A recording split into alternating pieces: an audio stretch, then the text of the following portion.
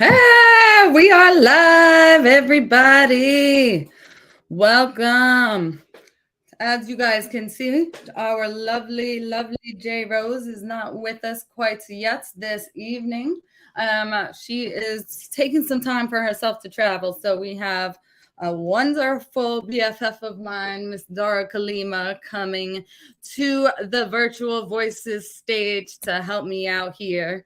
Hello. Hey. Yes, there she is. For those who don't know, Dara is an absolutely amazing poet, writer, curator, all of the things here with us on this planet. So, I just here with gotta us say again. though, not to cut you off, I'm sorry. I'm really hyped to do this one with you because I've done this before, but I'm always with Jay Rose. So I'm really hyped Fine. to co-host with you this time. I know you're usually my my substitute, but we switched it up today. And just bear with us as we get everything together. We're getting everybody's information and putting it together on our banner screen thingamajig. Hey Faye, hey Lone Wolf, Sir Cruz in the house. If you two could put your Instagram, Venmo, and Cash App in the private chat, that would be great. We are live on Facebook and YouTube. So make sure you go to the Rose Garden events and share your information on there. Alrighty, so thank you, everybody. We are gonna go ahead and get into it. Thank you, everybody who's coming through now to the virtual stage. We appreciate you. I know that there's been a little bit of confusion for our wonderful, amazing feature tonight. I think she's been sending out the StreamYard link, which is perfectly fine. But the StreamYard is actually reserved for those of us who are performing, which is fine. You guys can hang out here for now, but we will be bringing all the faces on screen shortly. And you can also watch live on Facebook and YouTube at the Rose Garden events page. And you can comment there from your personal profile, and it'll allow you to be featured on the screen and all that good stuff. Still waiting for our amazing feature to come to the virtual stage, but I'm going to go ahead and get into some rules and regulations. Dara, while I do that, could you be a doll for me and get those that info on our banner screen? I mean, on our listing. You're muted. I had Have to you been? unmute like 5 times, just so you know. I was like, is she just not talking? I literally hit unmute like so many times you would not believe, and I was just staying muted.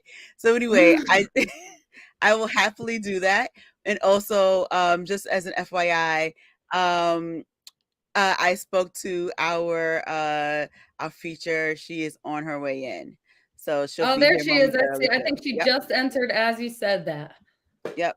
We had to make sure she got all the stuff in, but she's here. And Yes, yes. Arson, I need your Cash App too. So if you can drop it in the private chat, please, that would be amazing. AC Lightning as well. Instagram, Cash App, Venmo. Anybody who's performing, throw it in the private chat. Just a few minutes behind in terms of our amazing technical banners.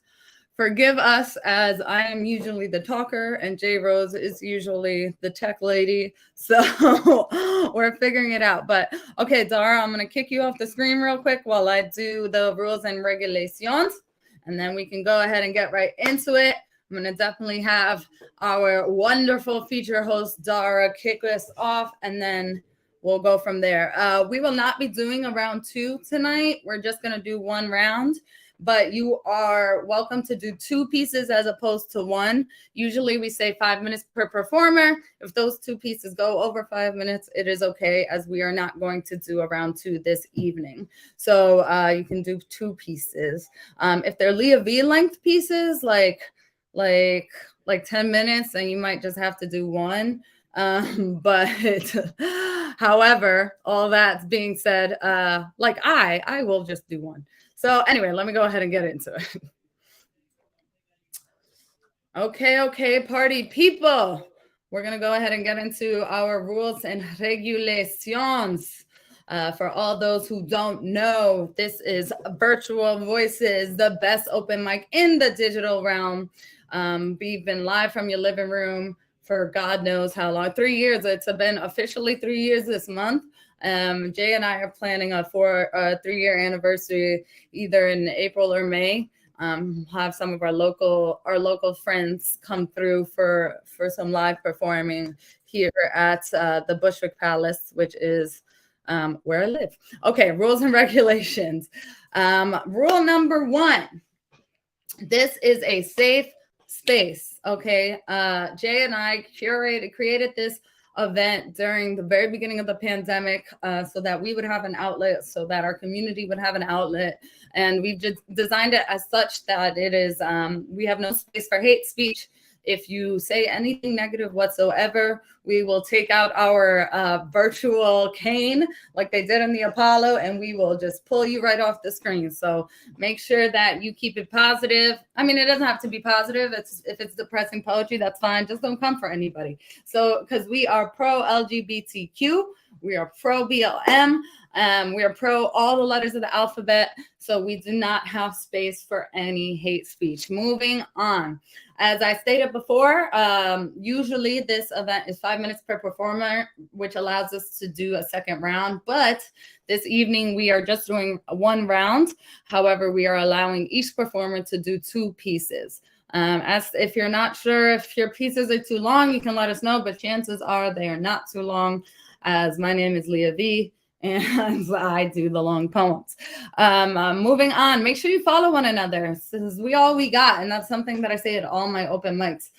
Usually I do a call and response where I say we all and you guys say we got, but anytime I try to do that on a virtual open mic, it has not been so like sonically pleasing. So make sure you follow one another. You know, Jay Rose and us, we work very hard to get the banners with each performer's information, their social media handles, as well as any Venmo or Cash App if you feeling like, you know, throwing some coins, if you really, really want to give your snaps in a digital form. You know, it's hard out here for us performers, so we do include Venmo and Cash App and encourage you to support one another. However, it does not cost any money to follow one another. So make sure you follow one another. Make sure that we all communally, you know, we want to expand our network so that we can expand our collective net worth. You know what I mean? You know what I mean? We all we got. Moving on, our Eventbrite signups get first dibs on the mic. But if you're interested in performing and you're tuning in live from our Rose Garden events page on Facebook or YouTube, you can drop a mic in the comments to perform. We will DM you some information. It is $5 per performer. For all those watching on Facebook and YouTube, make sure you share the video. That includes all our performers backstage. I shared it on my profile. If you're friends with me on Facebook, you can also just go to the Rose Garden events page on Facebook, look it up, it'll pop right up, or YouTube, and go ahead and share the video, because it allows us to, you know, continue to have an interactive relationship with our audience, which I think is one of the most unique things about our platform.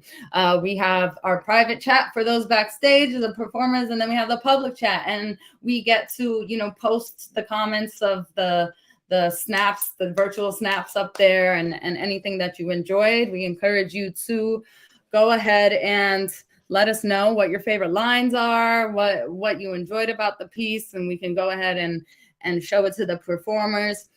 Keep it moving and grooving, you know what I mean? So moving on, we want you to make sure that you stay close to the microphone. This is particularly for musicians, singers. If you're not sure of how you sound, or if you're unsure if your Wi-Fi connection is messing up, we would rather you check with us beforehand, because there's nothing worse for you if you have to disrupt your own flow because of technical difficulties. So just let us know if you need to check in and see how you sound. In addition to us encouraging you to donate to the best, to our wonderful performers, we encourage you to donate to us, to the best open mic in the game. We appreciate all contributions, and so do the artists. Cash Apps and Venmos, again, are listed as each performer performs. And what else? Oh, when we say you're on deck, that means that you are up next. That does not mean you are the next person, but you are after that person. Something about a baseball reference of some sort. If you're not sure when you're going to go, you can go ahead and ask us. Dara and I are keeping track digitally backstage ourselves. Yeah. And what else? Be kind, keep growing. We got, and we have an absolutely amazing feature tonight.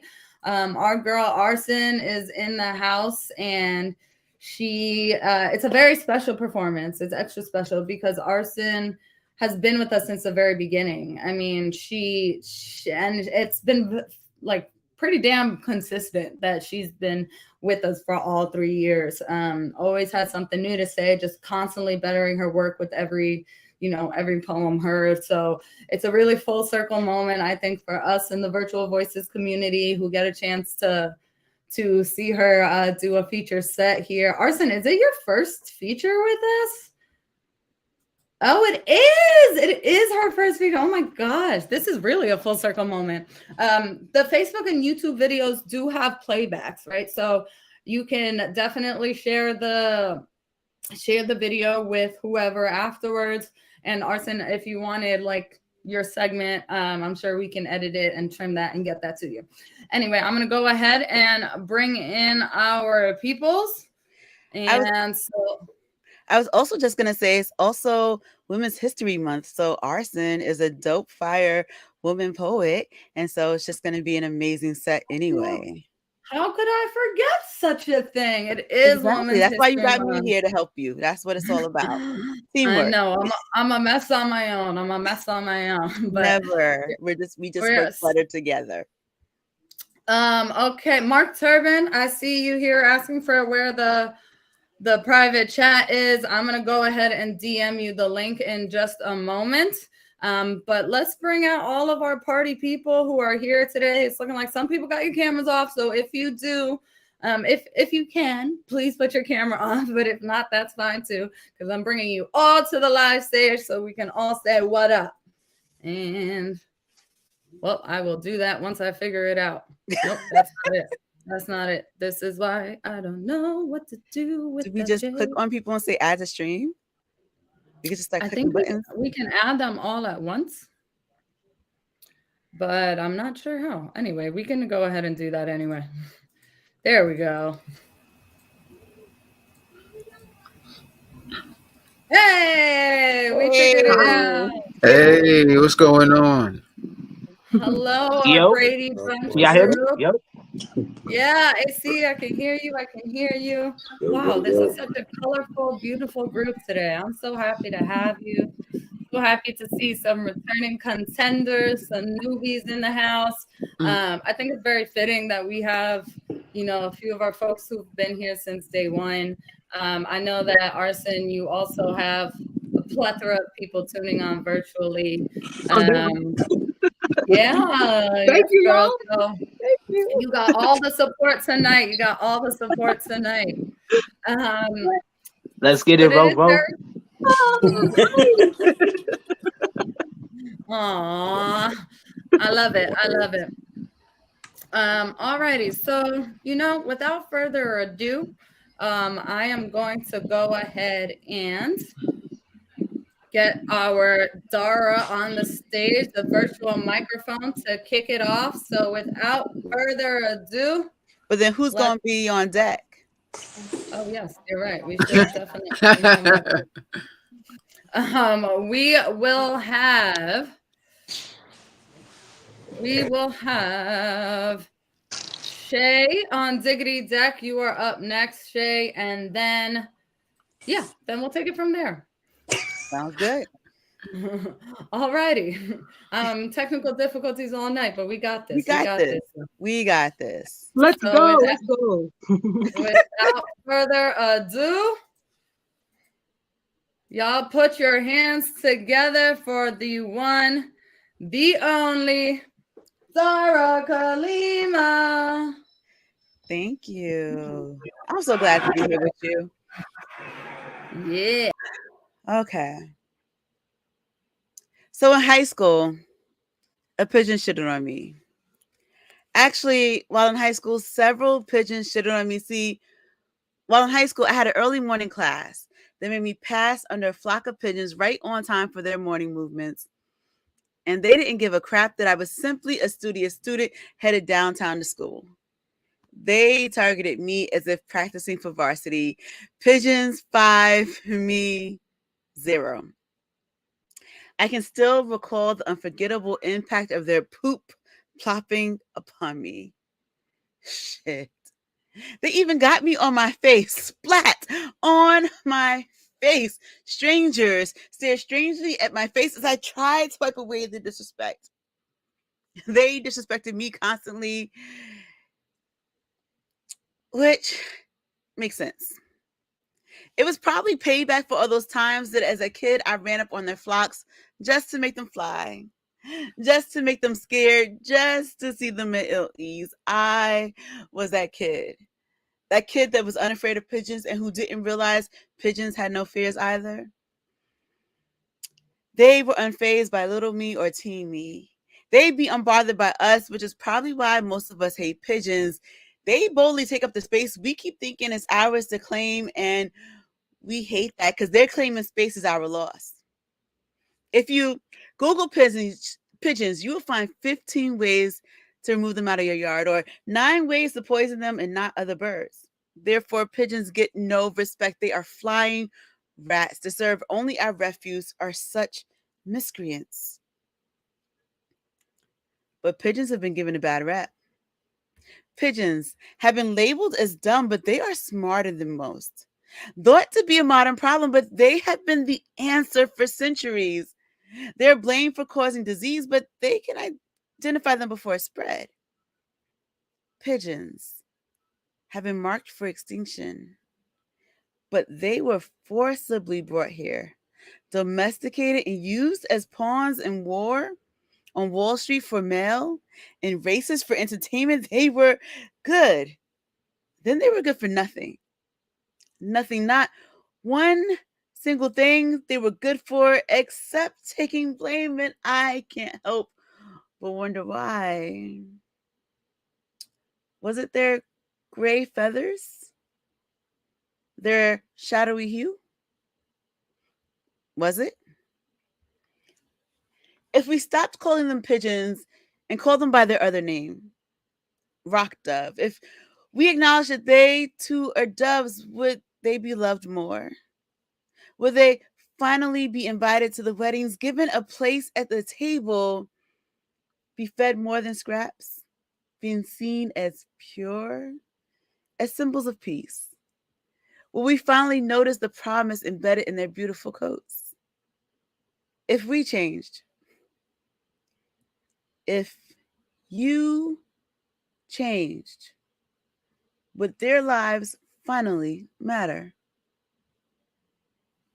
And so that's that poem. I'm just going to do the one for now because I really want to get into the performances at hand. Are you ready? Are you still with me, Leah? You're mute. I'm like, there you go. I was like, okay, I'm going to get the screen. I love that piece. I love that piece so much. It's so unique and like, I don't know. It's distinctly New York. Of course, you know, the pigeons, the birds out here. So let's all give it up one time for our girl. Thank you. I got my sound machine tonight. I'm glad you got that. But yeah, no, I love that poem, and I love watching people's responses because they go when they first go, wait, there's another name, and then they really get what I'm talking about that I'm not talking about. I mean, I'm talking about pigeons, but when I start talking about they were forcibly brought here, who else was forcibly brought here? Yeah, Let's it's take some all time with that poem. it's it's a many entendre. It's a many entendre. Exactly. Yes, So I yes. love it. So for those who don't know, or I mean, I'm sure everybody here is familiarized with the one and only Dara Kalima, but make sure you follow her everywhere at Dara Kalima. She does a lot for the community, truly. So it's definitely a benefit to you if you follow her. But all right, so we're gonna go ahead and get into the open mic. I hope you guys are excited. I am super excited because I know a lot of these faces, but I'm not sure I know them all. So I cannot wait to hear what everyone has to bring. And then I love Arson, so I cannot wait to hear Arson's feature because Arson's dope. So, and I will say it later anyway, but make sure you get Arson's book too. I'm just gonna start planting that seed right now because she's got a book and you need to go get it. And I see her all getting shy, and no one else can see you, but I can see you. So I want you to know she can't be shy when she gets on the stage. So get that out of the system now and understand she's got a book. I thought it was next to me, but apparently it's not. I'm gonna see if I can find it before the time that you get on the stage. I may not because things are crazy, but either way, go get her book, Introspection, because you need to, and that's how you support other poets anyway in the first place. So there. Anyway, I'm done. Are we going to do this? Are we doing Shay now? Right? Shy? No, we said Shy, right? Shay. He's not shy. Shay's not shy. There we go. Shay's not shy. I'm notorious for butchering names when I hear it, so I'm trying to get into the habit of asking people for enunciation beforehand. I remember we had Corey Riots in the house for he's frequents us all the time, and I for some reason could not stop saying Corey Riots instead of Corey Riots. So I was waiting for you. I thought you were going to use the Mecca example when it's Mika. Oh my God, don't get me started. Don't even get me started. That one is embarrassing. But all right. We've got Faye on Diggity Deck. You are up next, Faye. But coming to bless the microphone right now, please put your real and your virtual hands together for the one, the only Shay. Hey, thank you. Thank you, everyone. I'm so glad to be here. Yes, my name is Shy. You're right. So I have a book out as well. It's called Through Shy's Eyes. And, excuse me, I don't know if you've seen it correctly. Bam. So these two poems I'm going to recite is from the book. And let me know what you think. So this first one is short. It's called Foggy Footprints. And it goes like this. I left my breath in the footprints with knowing that pain can take over the sound waves of communication at any instant. So let's see if the past is as aggressive manuscript looking for its star recipient. Hearing the counterfeit monotone frequency that issued the feet to move without common sense that hasn't overturned every stone, while touching a duplicate that is allergic to its original. So taste cannot comprehend the purpose of photosynthesis because human nature is a byproduct of repetition. Because this life syringe called life isn't enough information to tell why the last generation is afraid of truth, which cannot demonstrate why your answers involves their past quicksand images, while smelling lies through tough love made road tracks of making clear hard to understand, while electricity tries to connect individuality with the cold. The blueprint, mad at its creation. Yes, the chain of continuity isn't broken. Yes, the born equilibrium is forced to live in a reflection of a ghost story. because the truth is cuddled like a newborn baby with more shots than its age, because protection seems to hate you way more than protecting you. So when will the footprints in front will be looked at as a disease? Okay, so that's my first one. And this is my second one. It is called "You're Gonna Let It Ring Forever." And it goes like this. Now I'm gonna just let it ring, so the person knows what silence has a hard time emulating. Man, it is ringing that much? But these feelings were already spilled out like taking a mouthful of Novocaine.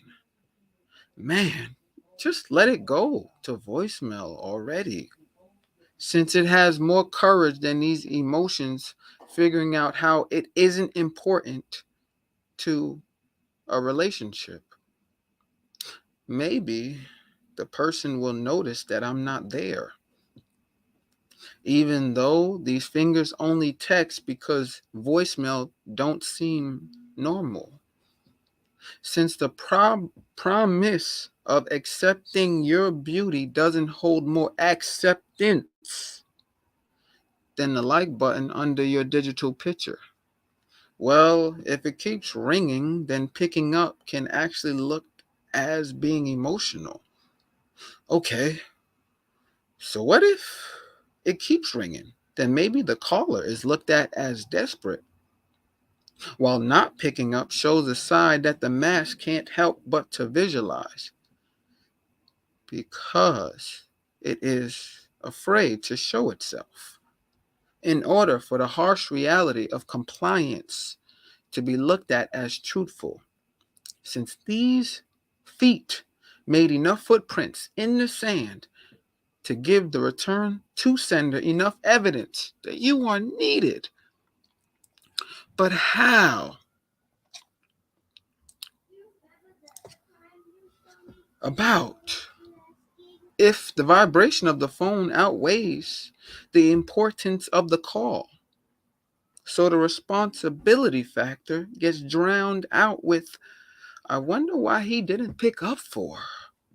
And maybe I should call again to show the level of urgency, with these hands hesitating to swipe up on the green button that exposed the sound of your voice, and send this heart into a whirlwind of feelings that the mind decided to hide based on protecting for the impulse that may be the filter whose job is to help beauty recognize itself is not needed in order for the reflection to actually exist. Since going deaf doesn't give an easy pass for not hearing the cries. Since the cotton pushed into the ears only show negligence, and silence no longer ignores the demonstration of sound. So is my ex ready to see that these footprints were made so they don't always have to be in charge? Is my ex ready to put the pride aside to know that in order for greatness to see itself, the individual must go through trials and tribulations to remember what was lost? And could it be that the past shapes the future if you let it? Like realizing that if you keep wearing small shoes, you are bound to get bunions. While wondering if my ex finally realized that the moon doesn't shine until the sun demonstrates its opposite. Because words carry strength no matter who uses it. Therefore, what if the phone doesn't get picked up? Hopefully, she has a determination to call again and decides to drop the ideology of independence, since its religion is separation. And let unity tell her that this definition of a man cannot be put into words but only experienced. So duality can split into trinity with the ability of coming a whole, while law and order has a set of values for creation to flow. So perfection only needs itself, to have it infinitely surrounding themselves. Now, do you see why completion is important? Thank you.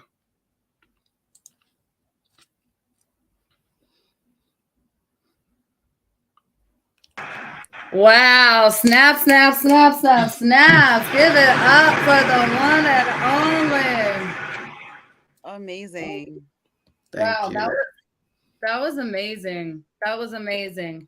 I particularly love like the mix of like imagery and questions part like all together. It's like a lot going on, but you recite it and so, like your cadence just goes very well with all of the content. So I think that's particular. I think it's particularly important not only to write well, but to have your breath mastered, and you definitely did that. So let's give it up one more time for our guy.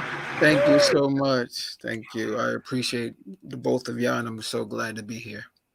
Is No, we're there glad to anything have that you. you want to? Yeah, is there anything you want to plug?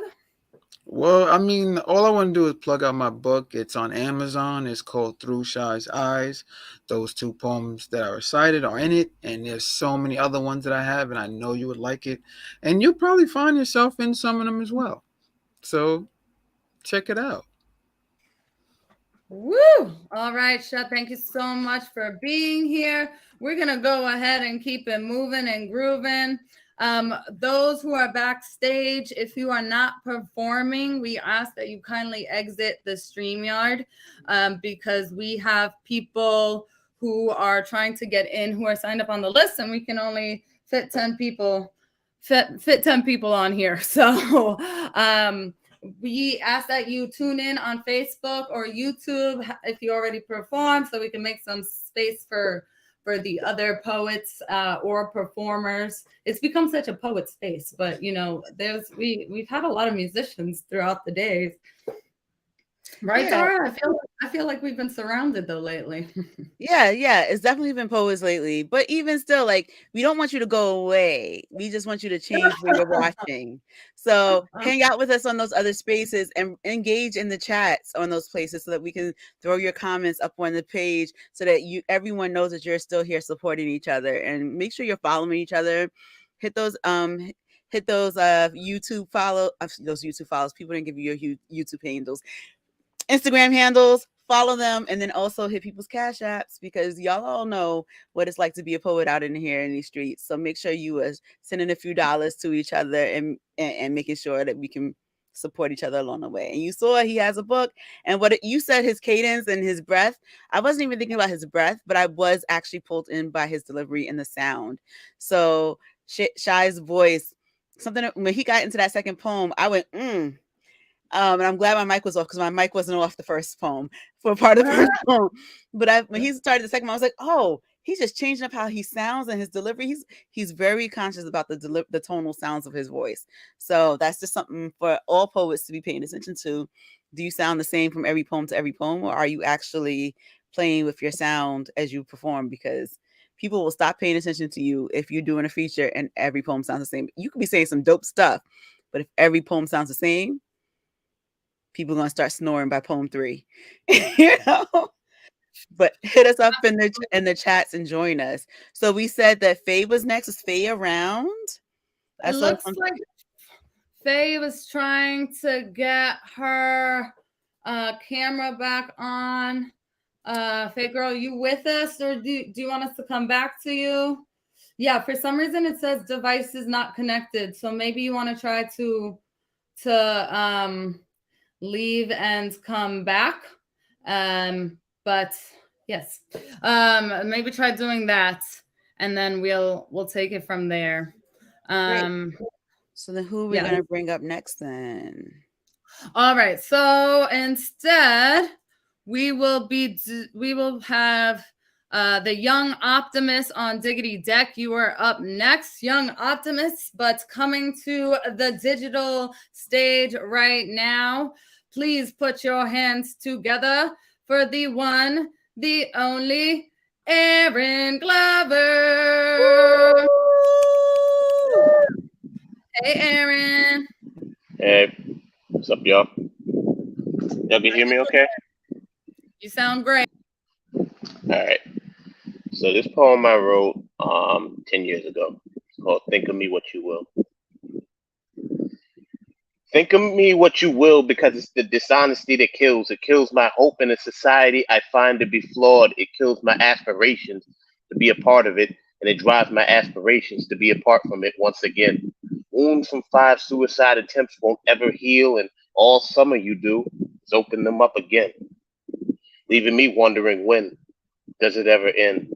I fought so hard to not be used, to being teased unmercifully day in and day out. I fought so hard not to be tormented by the things I've seen and done, by the things I've seen undone, by the things that were never begun. I've been beckoned into relationships that were inevitably flawed, all the while focusing on the reasons to make it grow.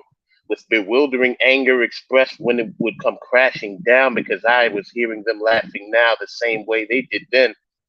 It scorns my soul to hear it, to see their faces saying, I told you so. I can't cancel memories because they're burned so deep that no needle could ever take them away. Maybe if I could remove them all and move on. I wouldn't have any baggage except the kind my DNA provides. I wouldn't have anyone near me with whom to ride. I wouldn't have anyone to hold dearly with whom I'd confide my secrets, my hopes, my ambitions, my inhibitions, and my feelings. My revealings might mean something to them. I would be happy because I wouldn't be able to remember all of you. I've only needed one, but I've spread my time too thin amongst friends that either don't mean that much to me or vice versa. It gets worse as time goes on and I get terser. Singing the same old song is why my singing has a sonorous tone to it, because there's deep pain latent in every word, latent in every verb, angry, impatient, and absurd. The feelings that tend to be the way to describe me. I don't need a scribe, see, because I have myself. I just need someone with whom I can maintain my mental health. I can no longer do it myself. So if you say go away, you're too close, even without the actual words. I take it as nothing but time passed between us. I guess that's why I tend to get told goodbye instead of see you later. Maybe if I say it instead of peace, my most earnest of wishes, then I get that response in return, or get the burn that comes from actuality. It would fade with time, the sting, but it would hurt.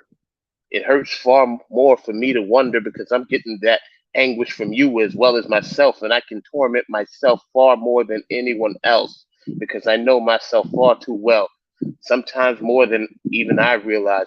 I write about things that have happened or may happen, and then read back years later and see perfectly the connotations that they had, the correlations that they had with what happened in my life, often mad, sometimes glad, but astonished just the same. My brain is my most powerful weapon, strong enough to nearly kill me, smart enough to save me each and every time my life has been on the line. It's dying though, and when it goes, it won't be too long in my following behind. I not along with the loss of mind, and maybe before I go, I'll be able to unwind and recline, unable to process the life before my eyes.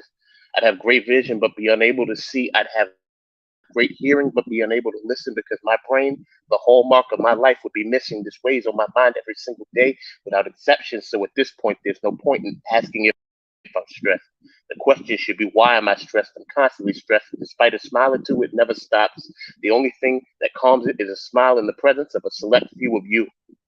Maybe it'll change, and even that won't be the case, and then I'll be stuck with the bag trying to chase after my path, after the special moments and people in them. There are a couple people that I miss too much for words to say. Without them, I probably wouldn't rise ever again. They've been the only ones that could help me mend within, and I can't say much more unless I say it directly to them. I feel anger from too many sources, and it doesn't stop. So don't be surprised if you find that my heart throbs quicker than usual. I've been in a daze for almost a year with a trail blaze that I can't go back on, even if those along it just drop aside on the road. Suddenly, randomly, almost without a clue on why it happened or what to do, I move on through it all. But the Paul, I cannot shake.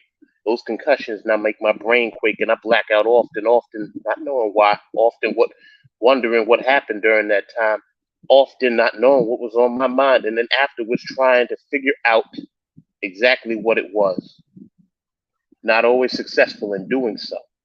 Dying slow, and yet I'm putting more effort into my writing than I ever did before. I'm sense that it's happening, so my pace isn't slackening, because before long I won't be able to, and then what will I do? How will I cope? How will I hope? How will I let go?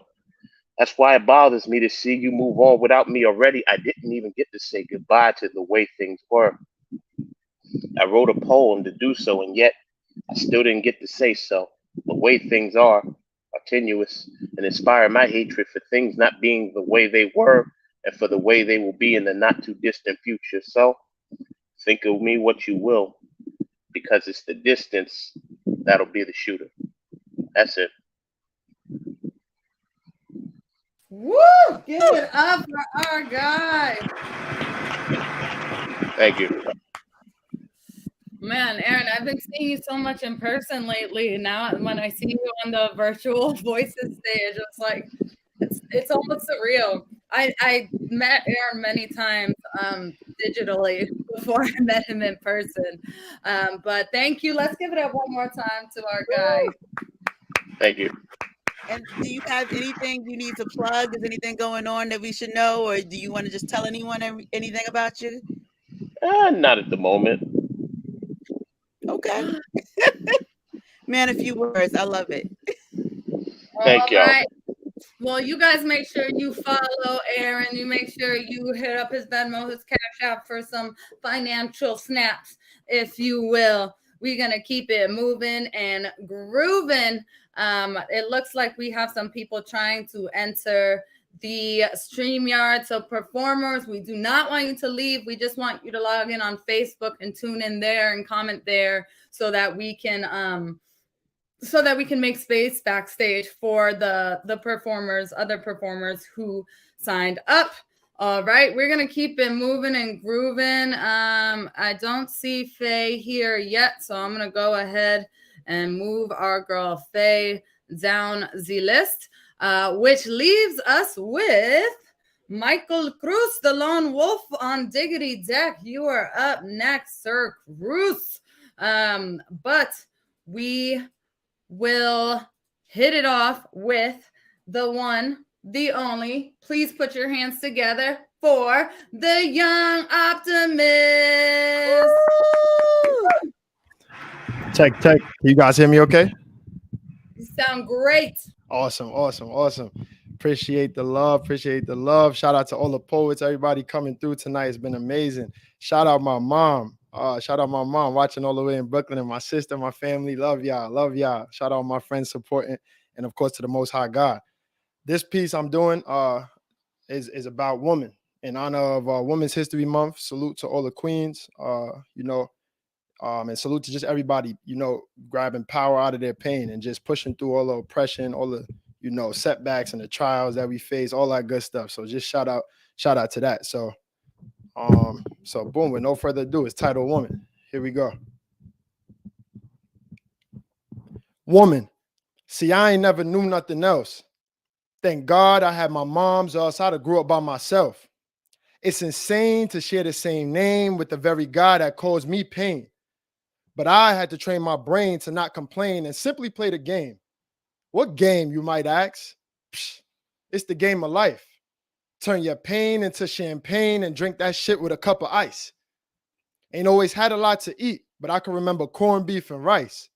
See, mama had 8 mouths to feed. That's 4 of us, twice. I can recall early mornings going to the grocery store. Better make sure you check the price, because $20 could get you everything back in the day. You just had to be precise.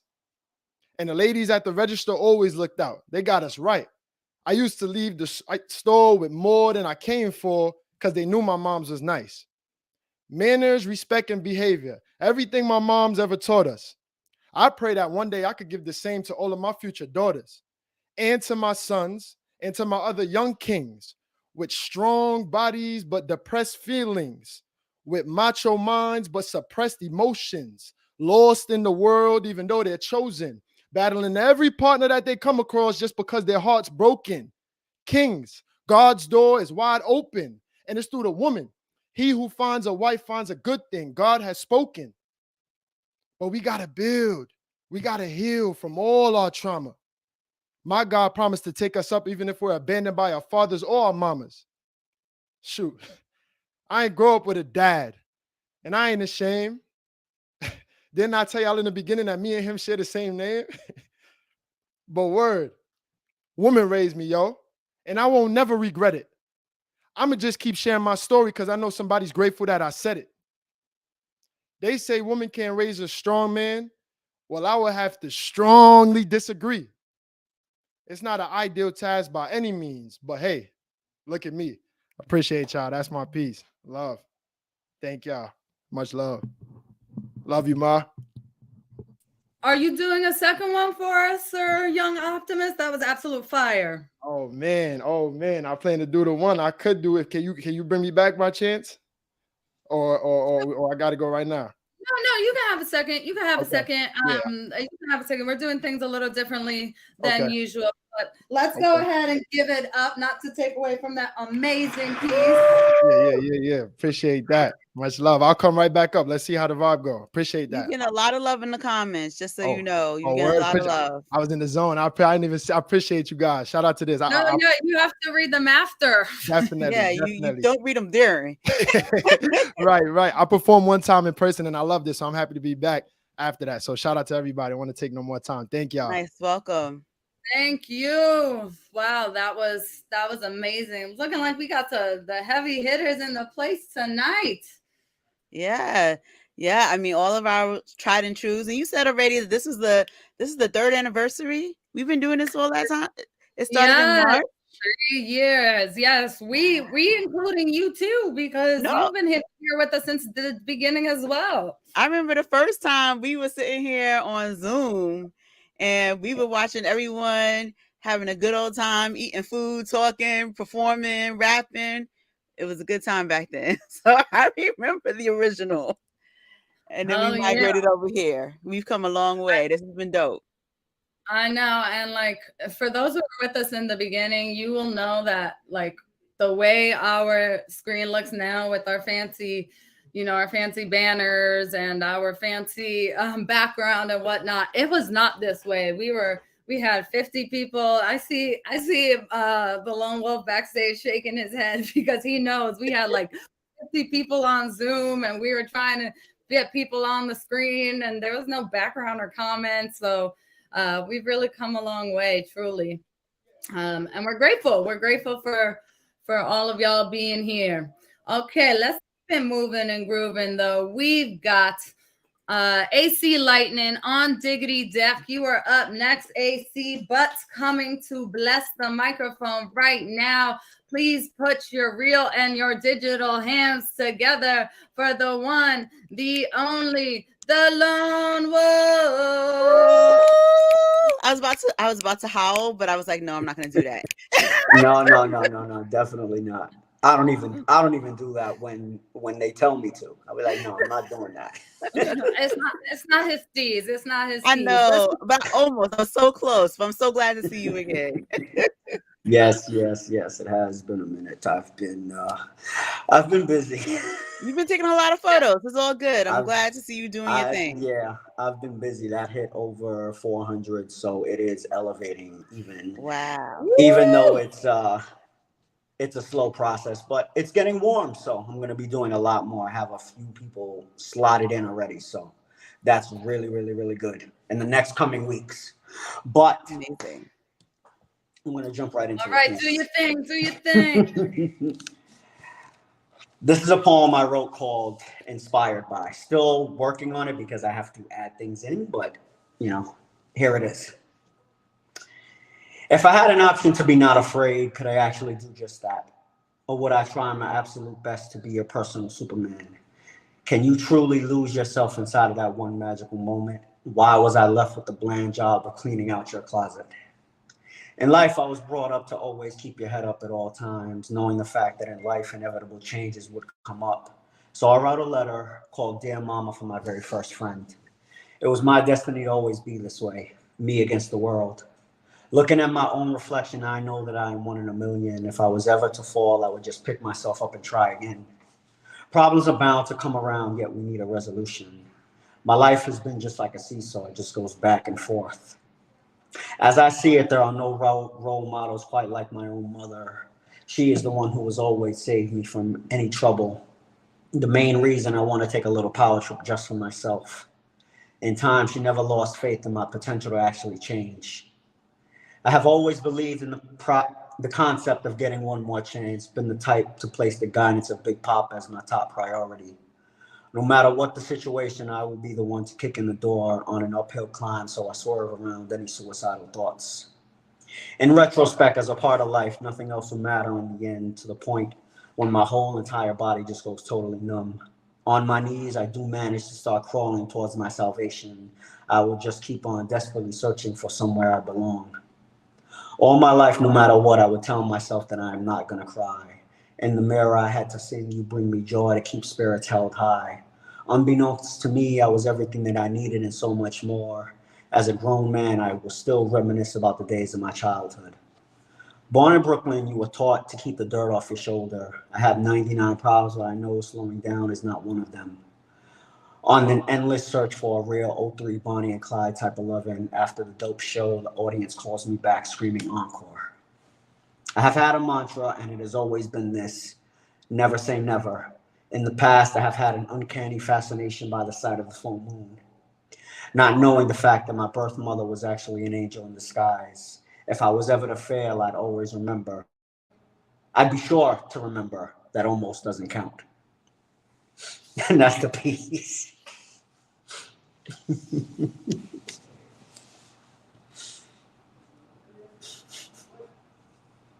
You got one more for us? Yeah. I was like, he's always got one in the bag. He has to have another one for us. No. I have my laptop, so I always have something else. Which is what I just said.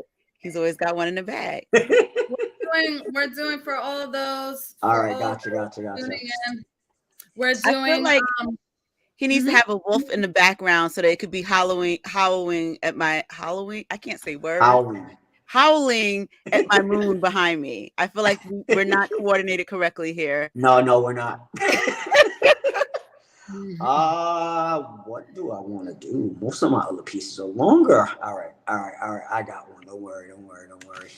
All righty. Don't worry.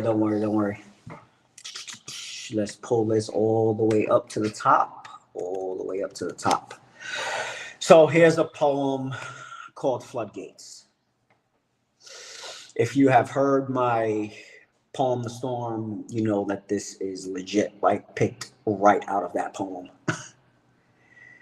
You have battled hard against the physical storm, yet there's a mental storm brewing up within you. In your mind is a dam holding back all of your tears. It's time to open this gate to let the pain flow out. In my past, I wished for a way to lock away my fear. Inevitably, this indestructible dam was built within. The dam was wooden, but was as strong as steel, keeping the waters contained while it also kept me safe. There was just one key, which was super close by. The key was only to be used in a dire emergency. I had to open the gate to alleviate all the pressure within. It rushed out of the dam as I had to accept the fate. It was a massive flood that just hit me all at once because I thought my vulnerabilities had made me weak. In actuality, they have made me extremely strong. The falling tears were transformed into my power. Tears still fell from my face in consecutive floods. It was so healing for me to just let all the pain out. To a point, I did begin to embrace these crying sessions due to the fact it did more harm. It did more good than it did harm. There came a point when I needed to talk to God, to ask him about what the rushing waters meant. It takes some time, but he finally replies to me. He tells me whatever he knows about these waters. What does the water mean in a general sense? Not sure I would even be able to understand it. I know that water is one way to cleanse oneself. As for the reason of crying, I don't know at all. The water is a way to purge away all the wrong, to lay the foundation for new things to be born. It's perfectly okay to cry rivers for one's growth. Do not be afraid to tap into your own emotions. And that's that. Ooh. Oh, there you go. I was like, am I gonna have to do it? There you go. You were so quick, Leah. I'm just trying to be like Jay Rose, okay? I'm just trying to be like Jay Rose. You were making Jay Rose quite proud. I'm like, I'm always trying to figure out what I gotta do, and you already got it handled. So I don't think you needed me. I don't know why I'm here today. I always need you. Stop it. I can't do it alone. Nobody can do it alone. Anyway, let's give it up one more time for our guy, the one and only Lone Wolf. Woo! Thank you. Is there anything you need to plug? There is actually something that I need to plug that's happening tomorrow in Harlem. I'm going to be performing as a part of the anniversary concert for 11 years for the Harlem Bomb Shelter in Harlem, where I'm going to be reciting a poem, parts of a poem that I memorized. So that'll be really, really, really special for me. Awesome. Super Oh dope. man. Wait, when is that one? I'm gonna try to That make it. is tomorrow. Okay, I cannot make it, but It's okay. I'll be watching for all the footage. Yeah. I'm gonna make sure that that somebody records it, because that'll be really, really special. We went through a rehearsal today, and the whole piece is down. We just need to be like, pew, pew, pew, pew. Gotta get the speed down pat, but the piece is done itself. Everything up there. Dope.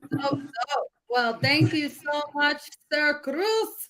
We appreciate you very, very much. All right. What a lineup we've had today. We have several people trying to get into the StreamYard. So we just asked that for those who performed, you tune in on Facebook, and then we will welcome you back. Wait, no, we're not doing a round two. So, but we ask that you join us on Facebook and, continue to interact with everybody. Or YouTube, either one. There's places to be. If you don't like Facebook, because some people don't like Facebook no more. If you go to YouTube, you can hit us up there. We can see your notes and comments. That's the whole point. And then that way we can sit there and post your comments and treat this like a normal open mic. If you were there, you don't want somebody getting up, walking out in the middle of your performance. You want to know that there's an audience there with you the whole time. So just move where you're sitting and then sit there and hoop and holler and cheer and leave some notes for everybody else. So that's what we're going for. So join us, write some notes. Let's help us all cheer and let people know you still here together with each other. So yeah. And don't forget, we still got to bring back the Young Optimist again at some point. So yes, it looks like he's almost ready. Yes, because for those who don't know, instead of a round two tonight, we are allowing each artist to do 2 pieces as opposed to 1 piece, so that everybody gets a little extra time today. We're going to go ahead and keep it moving and grooving. We've got Faye coming back officially on deck. You are on deck, Faye, but coming to bless the microphone right now, one of our original frequent flyers, one of our OGs. Let's give it up for the one, the only AC Lightning. Yo. Hey, Hello stranger. there. Hey, y'all can hear me good? Like, I got this mic on me. Okay, cool. Oh, sounds great. All right, good. Now, yeah, I'm trying to do something new because my laptop is down, so I'll usually be on my laptop, but I have this lavalier mic that can connect to my phone, so you want to make sure the sound's good. But y'all say I'm good, then we good. We good. You sound good. You look good. You're doing good. All right. Do it. Okay, I think I'm gonna do this poem since some people do know me. If you know who I am, then you know what I'm about. And if you don't know, you're about to find out. I am a Black American man, mixed with brown sugar, coconut oil, and cayenne peppers. Bulletproof to the cares of this world. A white man's lack of sleep at night. A white society's act of terrorism. I am the oversimplification of different symphonies. But you call me Dre. You call me AC. I bring the lightning and the storm. So I pop up on your screen and your phone catch static. That just means you can't handle my frequencies. I make my words flip like a gymnast on the balance beam. I walk the tightrope, putting my words together like an architect. I'm a wordsmith, making my words connect. I am made of flesh and bones, full of blood, but when you cut me, I bleed out ink. I am a child of God, trying to be a sparkling flame in this world. I am often overlooked, I am not hopeless romantic. I don't get mushy when I see people in love because my love is rare nowadays. My heart bleeds on my sleeves for the ones I go all out for. I am Revenge of the Geeks, Return of the Nerd, a marvelous Jedi Avenger with the vision, the weird, awesome kid that goes on wild adventures. I am a Rough Rider. At times when I think I'm nothing, I throw these prayers up when I'm slipping, looking for the Lord to give me a sign because if folks want to try me, I tell them to get at me, dog. I am controversial. Outside of being respectful, humble, and living with integrity, it's not my job to put you at ease. So if I rock the boat and you happen to fall to the water, you better learn how to swim. I am the standard bearer. I am the awesomeness, the human torch. My mom always told me to never play with fire, but I got accustomed to the burn, walking through hell with gasoline drawers on. And since lightning is in my nature, it's hard for my pen to not shoot nothing but flames. I am skin and bones. I am breaking. I am drifting. I am constantly transforming. A Power Ranger, mighty morphin spirit, baptized in a salty reservoir, drenched into a new life. I am the end cycle of generational curses. I am his workmanship created in Christ Jesus. I am heaven sent for a praying Christian woman and my descendants beacon of hope. I am my parents' greatest inspiration. I am God's great gift. I am fearfully and wonderfully made, and you can take that any way you want because even the works of better myself, I still stagger and show of his glory. I am trying. I am falling. I am almost there. I am me. AC. Ooh. Oh my gosh. Mm. We over here snapping and snapping and snapping over here. I was like, I don't think I've ever heard that one before. That was dope. I don't think I performed it on Virtual Voices. It's not new. It's new to yeah, but I haven't performed it on Virtual Voices. So, I think yeah. I don't think I ever performed it here. So yeah. I mean, I've seen you in person too, but I've never heard that piece before. So that's still dope. Thank you. So you got another one for us? Oh yeah, I got one in the back. Only because it's Women's History Month. I have this poem that I used to do, maybe like 4 or 5 years ago that I actually wrote for Women's History Month.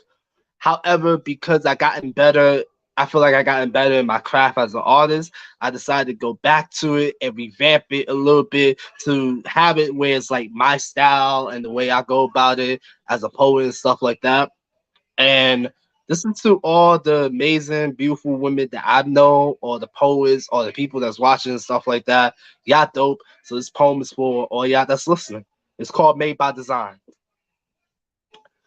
This is to the women with low self-esteem, to those who don't think they got beauty, to those thinking their past won't make them worthy. You home girl, you're somebody. This ain't another spew of rhymes to talk about you and your nice behind or brag about having you for one late night. These bars connected are used to make you shine, to put you on the pedestal. You was crafted by the greatest. And because of that, you'll have some rivals that hate on you, but you are destined.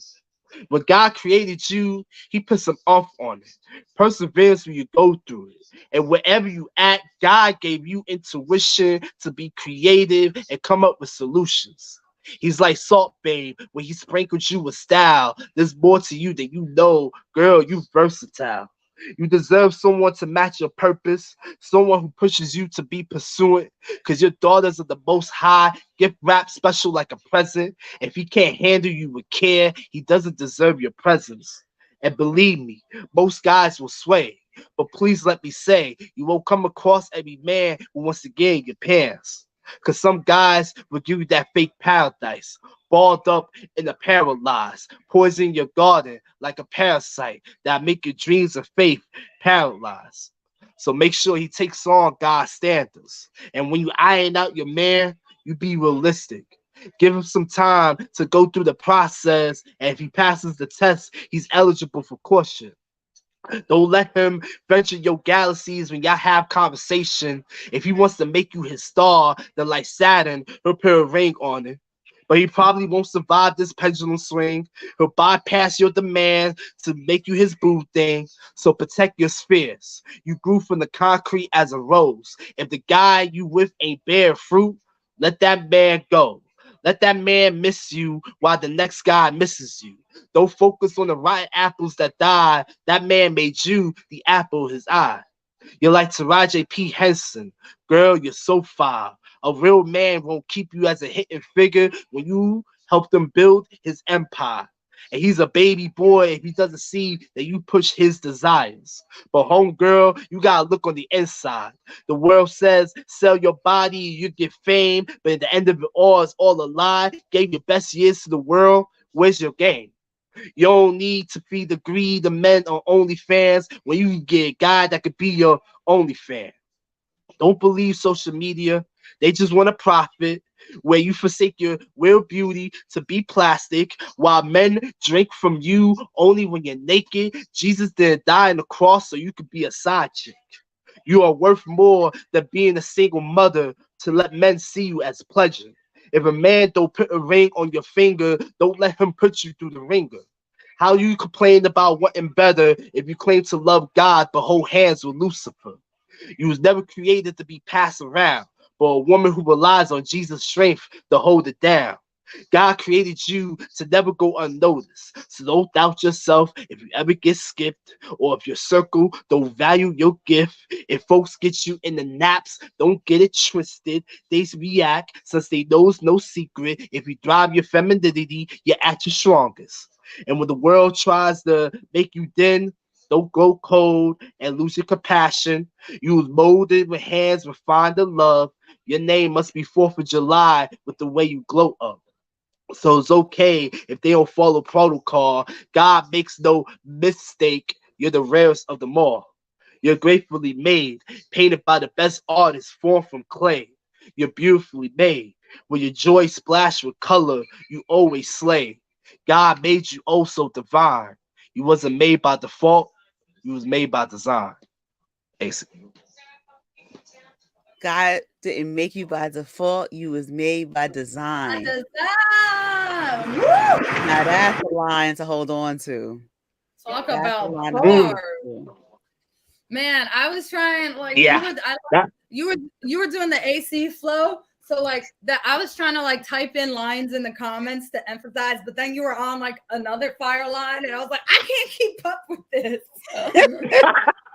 Facts. Like I said, I used to perform this poem a lot, even after Women's History Month. So, and for the most part, people liked it. But I just wanted to do it better because I'm better as an artist than I was like 4 years ago. So, and that poem happened to be one of the ones that people like. So I was like, let's revamp it. But I'm glad y'all liked it. Yeah. Yeah, I was hoping you gonna do it. I was like, it's Women's History Month. I'm expecting you to do something. Like I'm expecting you are not leaving the stage without doing it. So I'm glad I didn't have to request it. Thank you for delivering. Wow. Dar said you gonna do this poem. I mean, you wasn't leaving the screen without doing it. If we had to stay here all night, you was doing this poem. So thank you. Man. Wow. Do you have anything you want to plug, AC? Actually, I have a few. I think I have like 2 things to plug in. So, well, 3. Y'all can follow me on Instagram. It's on the screen. All that good jazz and stuff like that. Lone Wolf mentioned it earlier. Harlem Bomb Shelter is doing a fundraiser concert tomorrow. I will also be a part of that concert, and I will be performing some poetry or music. You just have to be there to find out. But we celebrate 11 years for being at the Harlem Bomb Shelter and stuff like that. That's tomorrow. I recently dropped a single called Get It Around. That's also available on all streaming platforms. I rap, in case you didn't check that poem out. I got some bars and I rap. I do music. And a website is coming soon.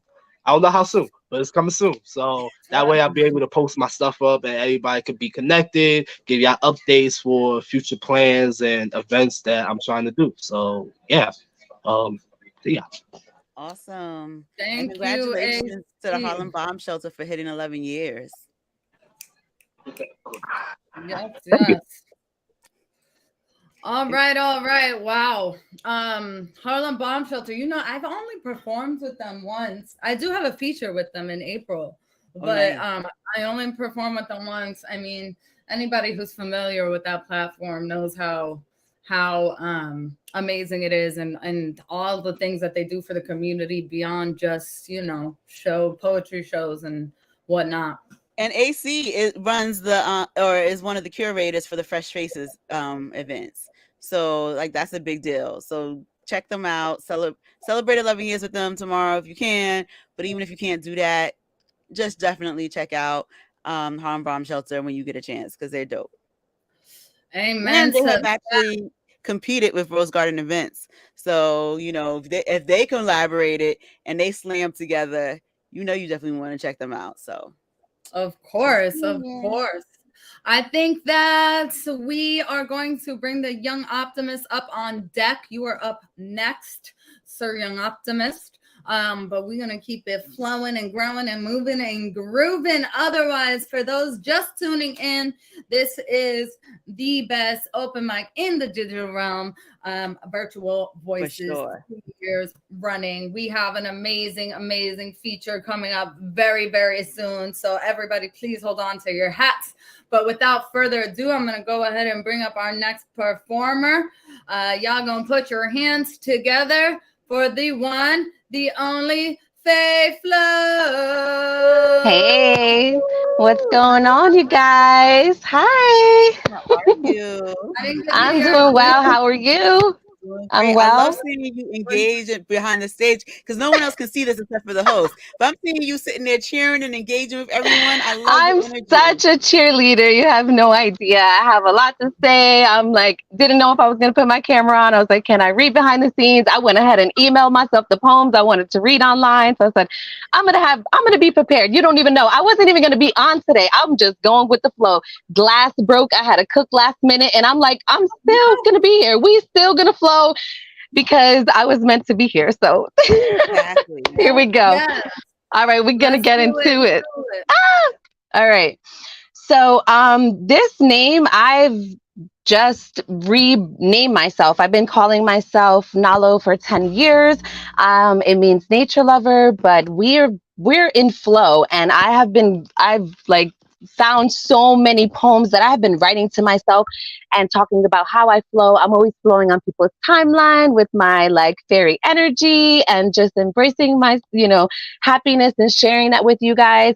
But it wasn't until just recently that I was just like listening to other women and seeing them be so authentic with themselves and being so transparent that I'm like, what would I do if I was doing nothing else? Like if I didn't have to work a job, because there's another poem for that, like that will come later, about rejection as a form of protection. But listen, I literally was sitting at my kitchen table and this is what came to me. If I could do nothing else, I would be flow. I am flow. I flow like the wind. I flow lines on paper. I flow colors into whatever. I flow in my own songs out of nowhere. I dance when no one, when there is, let me start over. If I could do nothing else, I'm just used to performing standing up. So sitting down is like, I'm just so much energy. All right, here we go. If I could do nothing else, I would be flow. I am flow. I flow like the wind. I flow lines on paper. I flow colors into whatever. I flow my own songs out of nowhere. I dance when there is no music. I am flow. I flow like the wind. I have realized my connection to it all. I am flow. I flow like the wind. My heart expresses art in so many forms. I am flow. I flow like the wind. There's no defining it. There's no shape to contain it. There's no shape to explain it. No box contain it. Too rough. I break free from any chain, man. I am flow. I flow like the wind. I dance to fill my cup and keep it contained, equipped with love. And when I flow, you see my heart sing with no shame. I am flow. I flow like the wind. My body likes to move. The movements melt my soul. I close my eyes and I just let go. I am flow. I flow like the wind. My heart skips a beat and I'm content within. At the peace I have found my calling.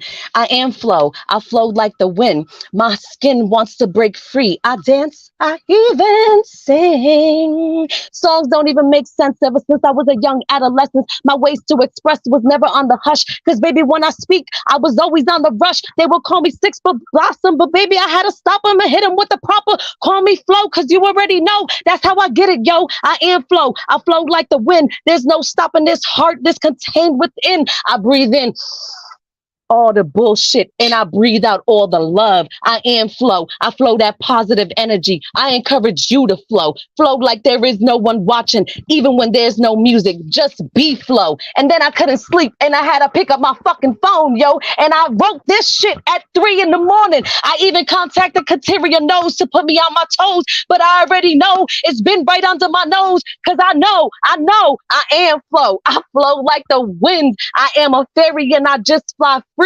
I flow. I do. You might think I'm Mary Poppins, but I'm hopping to my own beat. And I don't care if I'm on the street. Yeah, if I'm in the store, baby, you will get more. Cause I put on a show. I like to let people know. Just flow. Flow like water. And sing your song. Dance and sing. Do whatever you do. I mean, do whatever you do. I'm gonna scream it. Can you fucking hear it? That means whatever it is. Flow, flow, flow.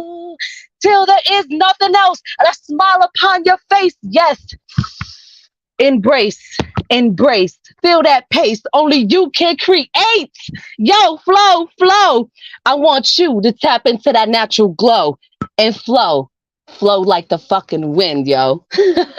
There you go. That's the first poem. I wrote that shit last week when I came into my epiphany of this new name. We gotta give some love before getting into the next one. So, All right, let's get into it. all right, I got my next one. It's called Oh Shit. This poem literally came from taking a shit.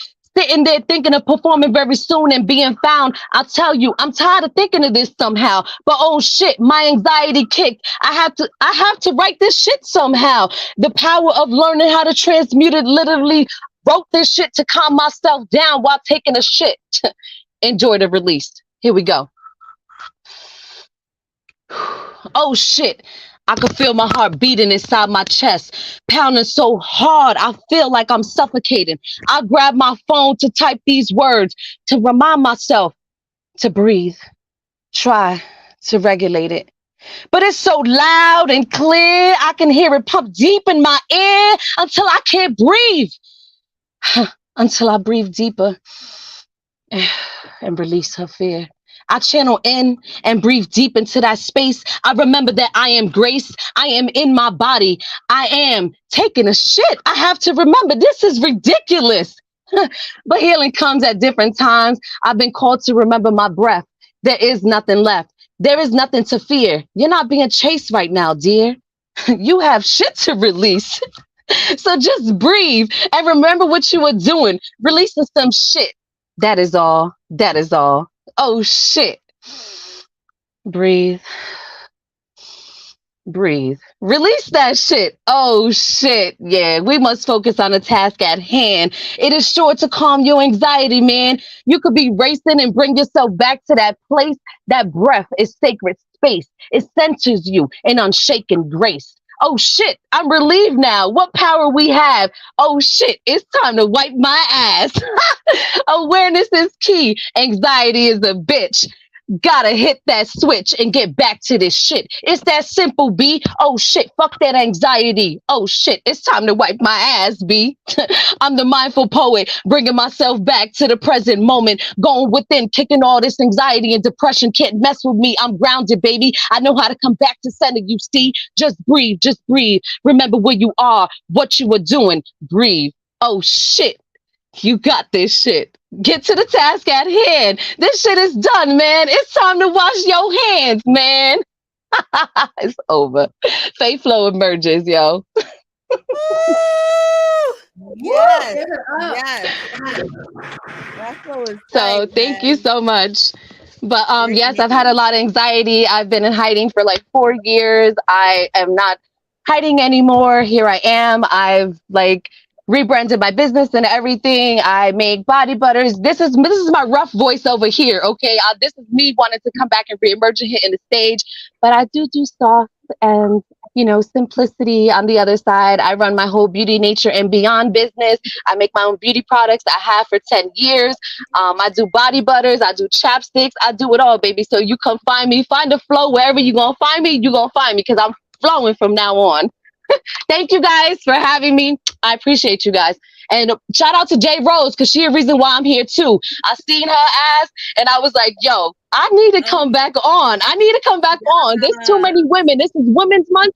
And I'm telling you, there's a lot of women that have me here today. There's so many women. So I honor you guys. I love y'all. When I share this, I will put y'all in the comments. That's enough because I could keep talking forever. Thank you, J Flo. That was super dope. And so we're getting close to our feature. We're getting close. We're getting near there. We still got some people after the feature, so we're moving through. Make sure you hanging out with us. If you were ready going, we do ask you still to move to the other rooms just in case. I think there may be one. We're still missing a person or two who was on the list, but either way, on deck we have, I think, our wonderful hostess with the mostest, who's in the place to be, Leah V. But coming to the mic is Young Optimist. So Young Optimist, we ready for you? Are you ready now? You got your second piece ready? All right. So we gonna bring you to the stage and you gonna do your give it one more time. Appreciate y'all. Jump right into it. All right, this piece right here. Shout out Faye. That was fire. I was messing with everyone. That piece especially was fire though. This piece is called Mental. I did it was around a mental health awareness month for a group of young men up at college, Union College, young men of color. I did this piece for them. Pull yourself through your struggle, through your pain. That's meant to. Flexing every muscle but your brain. That's meant to. Gotta work, gotta hustle, gotta strain, because that's what men do. But pushing past your limit for the gain can stunt your potential. See, you're essential.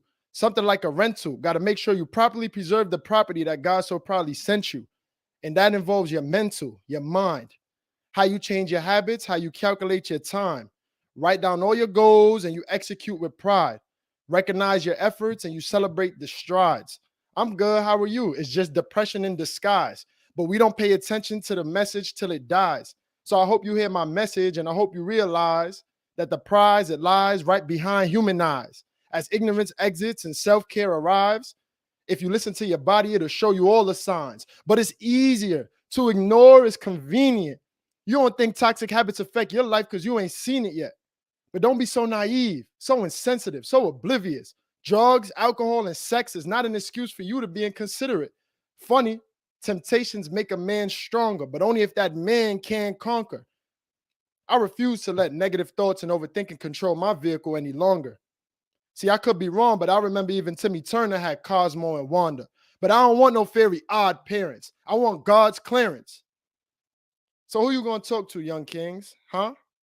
Your thoughts, your prayers. Who's going to hear it? Because your story is not just some unheard punishment unless you decide not to share it. Appreciate y'all. Shout out Women's History Month. Shout out the kings in the building as well. Shout out all of us. I appreciate the love. This was dope. Woo! Thank you. Was there anything you needed to plug? Because we didn't get the chance to ask you that last time. Yeah, no, I appreciate it. I'm on a social media break actually, but I did it for the love. You can still follow my IG. You'll see a lot of my content there, my work. We got websites and stuff, but we just taking time to the self and making sure we practice what we preach. But definitely stay in tune and definitely connect. I'm always down to connect with artists. I'm in NYC, upstate New York, back and forth. So shout out everybody. I love art, creativity. So much love. Great, thank you. I'm over here talking to myself, clapping and snapping to myself. This is the first time with us on the Virtual Voices. This is the first time on Virtual Voices. Yeah, I was in person when I first joined. Yeah. And how did you hear about us? You follow J Rose? You know what? Mutual friends, so they know what I'm into, and I got a couple connects in the area. That's not too far from my house where it was in Brooklyn. So I just stopped through. Well, thank you so much for joining us tonight on this enchanting evening. What a lineup we've had so far. Am I right? Seriously. So on deck, we're going to do our feature. Am I correct? Woo! Yes, we are. Our feature is on deck. So Arson, get ready, and everyone get ready for Arson, even though you ain't never gonna be ready for Arson. I mean, look at her name. So I'm just gonna put that out there. But anyway, one of my favorite poets, because whenever I say my favorite poets, I'm only talking about two people, really. So my dearest, tried and true. I always say this. I always gotta say it because I just love you so very much. So the co-host that's here on the screen next to me, I gotta do it the right direction because I always like which way I'm going. So this way, because that's what the screen is showing me. Leah V in the place to be. You are gonna take the mic right now, right? So bless us Yes, with some of your flows because that's all you do and that's all you know. So let's go. Look at her over here rhyming like she's Leah V in the place to be. Thank you, Dara. I appreciate you very, very much. I am gonna go ahead and get into it. I didn't used to write love poems. It's a recent phenomenon for me. But I did write this poem recently, and I premiered it for the very first time at the Triad Theater. Actually, Dara was there, and it was the last poem of my set, a 30-minute set.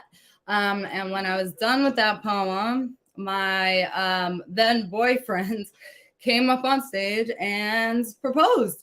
And so it was a beautiful, beautiful moment. And I think that one of my favorite things to say when I'm about to do this poem is that when Tim was telling me like he didn't know what he was going to say after my poem, he was like, how am I supposed to follow that? Should I just get on stage and say ditto?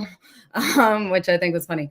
But anyway, let me go ahead and get right into it. This piece is called Forecast.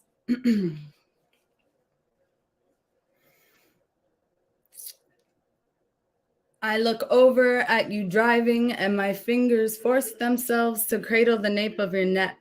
Within reach, you must be within my caress. I obsess. I'm short of breath, yet you're also my rest. You have become the rest of me. It's summer, we sweat. Mixed brownness, no end. It thickens the sand, silks beneath me. And has coexistence always been so breezy? Your heat, my heat, heavy above our feet so light. I float, I glide, and has the sun always been so sultry? Simple becomes sacred with you. You look at my center and a winter wind within. Magic particles spread throughout my seams. They loosen, they steam, and your mouth is made of my dreams.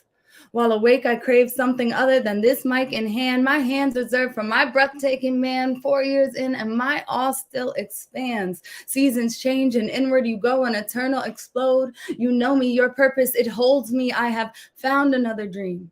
It is you and your gleam.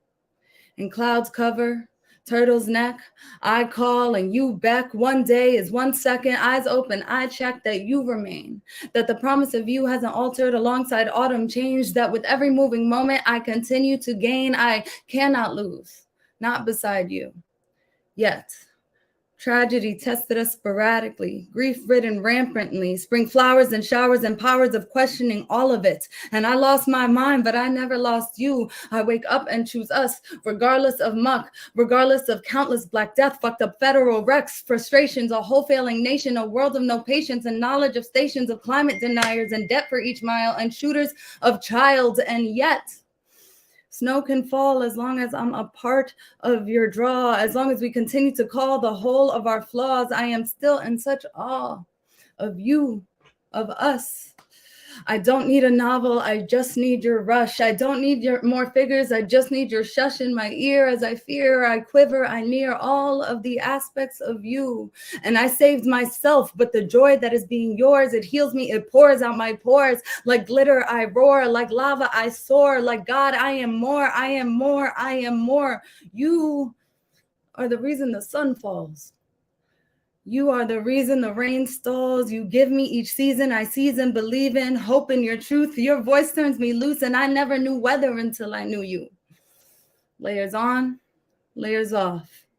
Breath comes and breath goes, and I swam, but we row. And what a wonder to know the weather will weather, we continue to glow. The weather will weather, and the seasons bestow certainty. You along me, you along me. Your legs are my trees. You keep me at ease. Another December with you I can be. Whatever the weather, just wait and just see. Whatever the weather, just hear me believe. Whatever the weather, will weather the pressure, whatever endeavor, all pleasure, no sever. We keep no oppressor, we never suppress her, my always, my ever. The weather so clever, it's you and it's me. Whatever the weather, you're made of my dreams. Whatever the weather, you're made of my dreams. So I look over at you driving, and I think to myself, it looks like it's going to be a beautiful day. Thank you. That's my piece. Because it's a Leah V piece, I'm only doing one because they are long. Whatever the weather will, I can't even pretend to do what you do with those lines. No, that last stanza took me a long time to get, though. But that's like, this is why you are who you are, because that section just that is everyone, you need to study this poet. I'm just saying, you just need to study this poet. But I'm gonna stop because this is not the Leah V feature. We do we got plenty of those. We got amazing feature. We have another poet who is featuring here in a few moments, whose name is so powerful. They should just maybe be in jail because they set in fires everywhere they go, just by the fault of their name being arson. Arson a crime? I don't know. Y'all gonna have to decide after we hear her work. But I'm sure there's more official introduction that may be there than what I'm just saying. I just happen to know arson personally, so I'm just like in awe and amazed, and just like arson cannot do wrong. But that's just me. Leah, what you got to say about this feature coming up? Do you have anything? Well, I've given my spiel about 3 times over when it comes to this amazing poet, but she's been with us since the get-go, and this is her first feature with us. So without further ado, I need you guys to all put your real and your virtual palms together for the one, the only Arson. Woo! Yes, Arson. Hi. Well, I am so genuinely excited to be here. You guys always show me so much love, and now I get to say I love you too through my art to y'all. So I'm gonna just jump right into it because let's go. All right, so allow me to introduce myself properly. My name is Arson the Poet, but there's a little bit more to me than Arson the Poet. They say to be grateful for your ebbs as much as your flows, because one does not exist without the other. We are rivers. We all continue to stream despite the condition of our currents. My name is Rohana. I am a statistic. I am the 1 in 4 women in a group who got assaulted. I am the 1 in 6 women to be in an abusive relationship. I am a woman navigating a man's world. My assault helped me find my voice. That's how Arson was risen. I am grateful for my assault. Not because it happened. Oh, I should have given a trigger warning. But not because it happened, because of what it awakened in me. I am grateful for my abusive relationship. Not because it happened. Never because it happened. But because it brought to light the strength in me I never knew I had. And it brought to light my loyalty and my belief in love, because even though love broke me, I still believe it is truly beautiful. My name is Rohana. I am a woman, a person of color, a survivor, and I have PTSD. I am a statistic, but I am more than that. I am not defined by the statistics I so happen to satisfy. I am strength, resilience, voice, soul, heart. I am love, despite the doubts this world has shown me. I am fully love.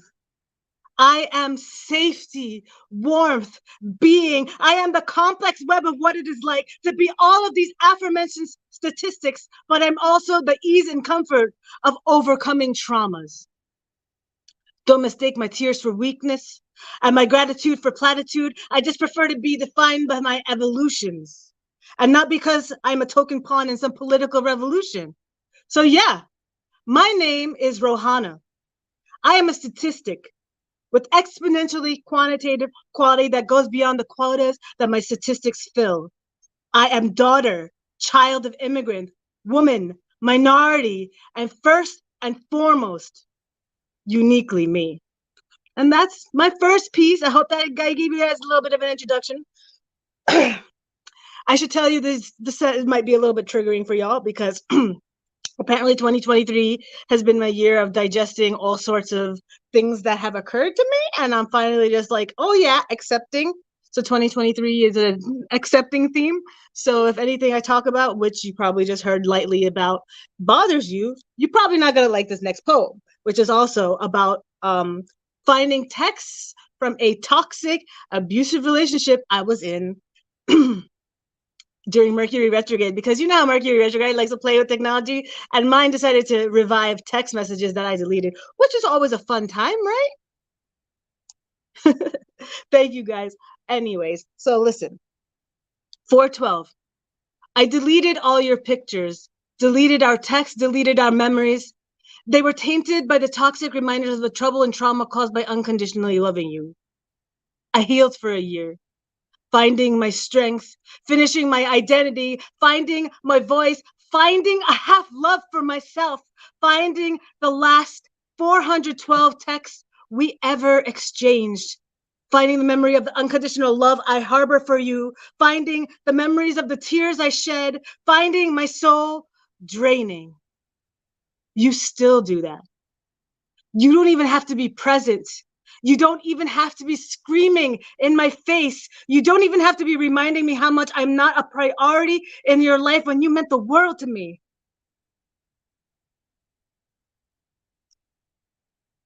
You don't even have to be calling me crazy for wanting to spend time with you. You don't even have to be shaming and gaslighting me for speaking out. You don't even have to keep reminding me that all problems in our relationship were caused by me doing what I do, whatever that freaking meant. And you still suck the life right out of my soul. But this time, in this accidental recollection of you, my soul is freer and my heart is stronger. You broke me down to the point where I had to build myself up. And now that I have walked away, I am liberated. I am not afraid to read your texts and roll my eyeballs. But I am also afraid to tell you that these messages, all 412 of them that have randomly reappeared, no longer elicit any response from me. I still love you, but I do not care for you anymore. I know that being in love requires compromise, but if that means compromising my self-worth, it's not a love worth compromising for. If being in love means having to beg for affection and a minute of your attention, I'd rather be alone and give myself the attention I deserve. Love is mutual, and I have never felt so desperately in it than when I was with you, and I never felt more alone in it either. I deserve to be in reciprocated love. I'm going to say that one more time. I deserve to be in reciprocated love. I deserve to be made to feel beautiful and enjoy the tender caresses of care when tears fall from my eyes. And most importantly, the tears wiped from my face shouldn't be continually caused by you. I loved you. I loved you so passionately, I made you hate me. I don't want to be in a love that despises me. I don't want to be in a love that makes me feel disposable, that in conflict causes me to view you as despicable. I want to be in beautiful, soul-absorbing, sweet, pure, unconditional, reciprocal love. I forced the love. I forced the love you never had for me. I pushed you away. You swatted me away like a fly. Now I am left to wonder, did you abuse me or did I abuse you, trying to make you see something so true, trying to understand why you don't appreciate something you never wanted? It's my fault. I couldn't see clearly that which you shamelessly presented to me. And I wondered why I couldn't see that all you wanted to do was use my energy. You weren't looking for love. You were looking to be looked at. And all I saw in you was love. And all I had for you was that.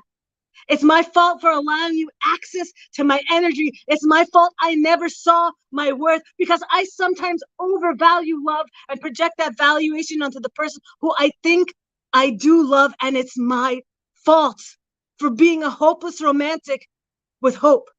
In a world that undervalues romance and overvalues loss, the same world where people toss around the world love to talk about inanimate objects with depreciating value, you know, like that Porsche in the garage that you really, really, really love.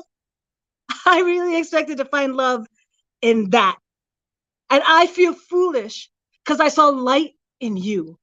And you dimmed my entire heart, took my shattered heart and converted it to dust 412 messages at a time.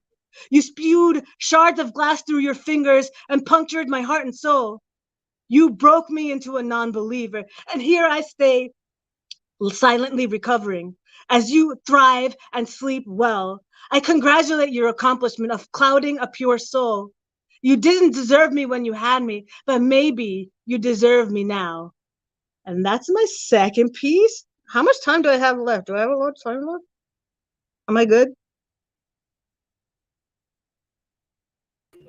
Oh, wait, where am I? Yes, you are good, girl. You can do another one, of course. Okay. Maybe we'll stop doing the Drake keying stuff and go into something else, huh? How about some mental health? Yeah, let's keep it nice and heavy. Yeah. Okay. All right. So let's see. Okay. So this one is a poem. I had written one.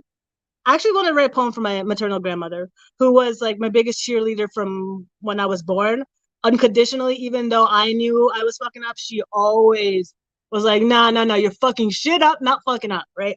So I always wanted to write a poem about for my grandmother, but somehow the poem has transitioned into a mental health piece also.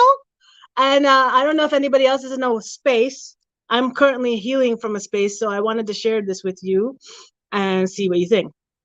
It's called Air. The first time I saw death, I was 17 years old. My grandmother laid motionless on her bed, froth from her convulsion that put her in the state pooling at the side of her mouth, kind of like when one is in a deep slumber, drool comes out the side of their mouth. I always thought death was more dramatic, more drastic. Turns out that drama occurred when one gets revived from their fading, like my grandmother did. The breath of fresh air we knew her to be received her breath of fresh air. It changed my world and raised its meaning to value the sanctity of life until I met myself in the depths of strife. I nearly forgot who I was, let alone this new mantra I had taken up. I was 29. So yeah, you can go ahead and guess my age right now. I knew nothing about nothing. But I craved something, and I was lost in my need of wanting to be found. Anxiety-ridden thoughts filling my insomniac brain. Round after round, hit me once, hit me twice. Grief is reckless. The sun could be burning bright right into my retina, and all I saw was darkness. Sleepless nights causing a 504-hour day, causing you to hallucinate the deepest despair is a trip. Trips to the local craft store to inhale the sweet scents of cinnamon that reminded you of a warm home being your only sanctuary as you tripped, sinking into the dark crevices of your mind your conscience told you is always wrong. You drown. Waves of tears and anxiety pour over you like a one-clouded monsoon, severing you from connection to others. You are alone. There is nothing to talk about, but so much to say. They give you a pill that knocks you into unconsciousness until your mind is still. You float back to reality. Reality becomes a dream as you revive your soul and become whole again. Whole-minded, wholehearted, whole human, realizing your humanity is defined by hope, something that you had lost a long time ago. You awaken. I awakened. I found hope I pursued dreams. I realized the things I thought intangible were actually right in front of my reach, and all I had to do was stretch my arm out. Love, support, ability to function, sleep. It was all there. That realization took me away from relying on pills and allowed me to start climbing up from the bottom of this hill. And now I rise just like you will rise, because our downfalls only raise our flights upwards. And that is how we evolve, because we are powerful and resilient youth. And while some might think mental health is debilitating, finding ways to cope with it and having to rediscover who you are is actually rehabilitating. Redefining you helps you to unlearn preconceived notions of who you are supposed to be. And as a result, your spirit is free. I am free to be who I wish to be. I am free to be who I wish to be. I am free to be who I wish to be. And while I did not physically die, I did die 1,000 deaths. And just like my grandmother did, I received a fresh breath. I am my own breath of fresh air now. I embrace the soil that allows me to stand in it. Allow my soul to sing how it feels. Allow my words to flow as I mean it. And redefining who I have become has given me fresh oxygen. Now I find myself being my own breath of fresh air. And then I got one more, and then I'm good. Unless you want more. Your future girl, do it too. Okay, thank you. Mwah. Okay, and this last one, I always like to do this because ever since Pop Smoke died, and I don't know why Pop Smoke inspired this poem, but he did. I don't know how he would feel about it. But ever since Pop Smoke died, I've been thinking to myself, you know what? We don't give each other flowers enough while we're alive. We're all so busy going, oh, damn, I really like that person after they passed away. But damn it, when that person was there, why didn't you appreciate them if you appreciated them so much in their afterlife? So I want to be celebrated while I'm alive, because that's what I need to survive. Tell me how I convince you to take a dive so that I can thrive. Celebrate me with flowers, because being alive is my golden hour. Tell me about my legacy so I know how I am seen when I crave some direction. Regale me with songs and poems about me, because I want to appreciate your artistry in real time. Tell me how much I'm loved so I can live without being lonely. Cry with me, not for me. Give my sadness and my happiness company, because I want to be enjoyed while I'm alive. Because I'm not someone who wants to be overlooked until after I die, because I know I'm great while I'm alive. I don't want to be remembered, I want to be recovered. This may seem like a desperate need to feed my narcissism, and that's why assumptions create the most societal cataclysms. Less judgment, more listening. That's how we might save lives. Do you get that business? We get lost. We get so lost in our demons, we cry for help. I'm gonna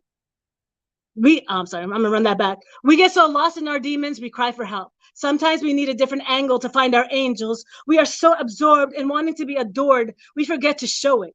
It's our most desired commodity, yet we treat it like an oddity.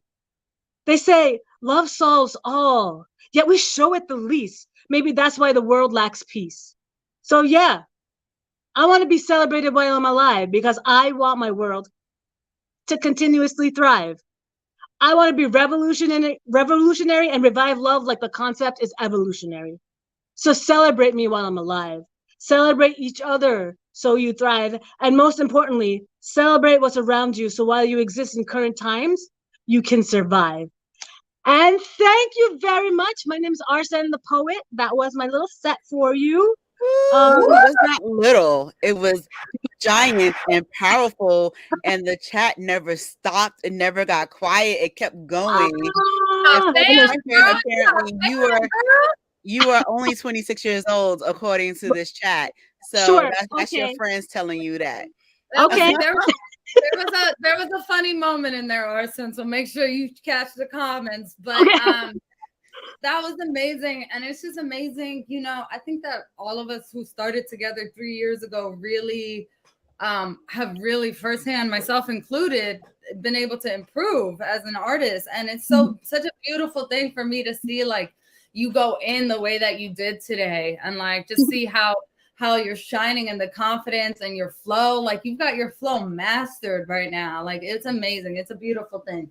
Thank you. Thank you. That means a lot, actually. That means a You, lot. you definitely have grown amazingly, and yeah, I was sitting here going like, wow, is this the same person I met some time ago in Poetics U? Like this is not the same person I met. So you are doing amazing things, and your confidence is shining, like shining. Ooh. I'm trying. But thank you. And even look, AC said facts. She definitely is that woman. I'm just look at that. Look at that. Everyone. Straight like that. Straight no chaser. Is there anything you want to plug? There's several things. So I'm gonna, okay, so where do I start? Okay. One, the book, of course, which Dara already plugged for me, my girl. Please go pick up Introspectrum. It's nothing like the set that I did today. It's all about love, which I don't really write about a lot. But that is my heart. If anybody would ever wanted to really get to know me in my heart, that's the book to go get. If you want to purchase it, you can follow me on my Instagram at r.sen_the_poet. I have a link in the bio, go ahead if you would like. Secondly, I just became a host of an opening words are hard. I just became a host of an open mic. An open mic for Word is Right. Thursdays, 7 p.m. to 8 p.m. Eastern Standard Time. So come get some New Yorican open mic pre-game with me. And I'm trying to bring on like authors who would like to be featured and have them do a feature with the open mic. So, and yeah. And like I said, follow me on Instagram. Let's be friends. If we aren't already, I think I know most of you. So, but yeah. Well, you never know who's watching, so let's give it up one more time. Thank you. Wow, what a time. Such a powerful set. That was a powerful set. Yeah, that was beyond powerful. I mean, she was speaking life into, I know many of us who are tuned in. So that first one was stats. I was like, why are you reading my life? Can you not do numbers that are telling you my life? Like, I don't need that. I don't need that right now. Don't put my life out there. Just putting everyone's on Front Street. And other people like, I know that too. Like, this is just putting people's lives on Front Street. Like, no one asked for that. No one asked for that arson. So but we appreciate it anyway. We need it. We need more of our lives on Front Street. We need to talk about these things. So thank you for actually doing that and sharing all of your work. That was amazing. So yeah, that was a beautiful, beautiful thing. The question is, are we getting magic or are we getting poetry? Or because we're giving people the two moment opportunity, are we getting magical? I can't use words. I was going to say magical poetry. Or poetic magic. No, I like that magical. Balin, write that down. Magical, okay? Just give me credit when you use it at some point. Not all the time, but just one. So there we go.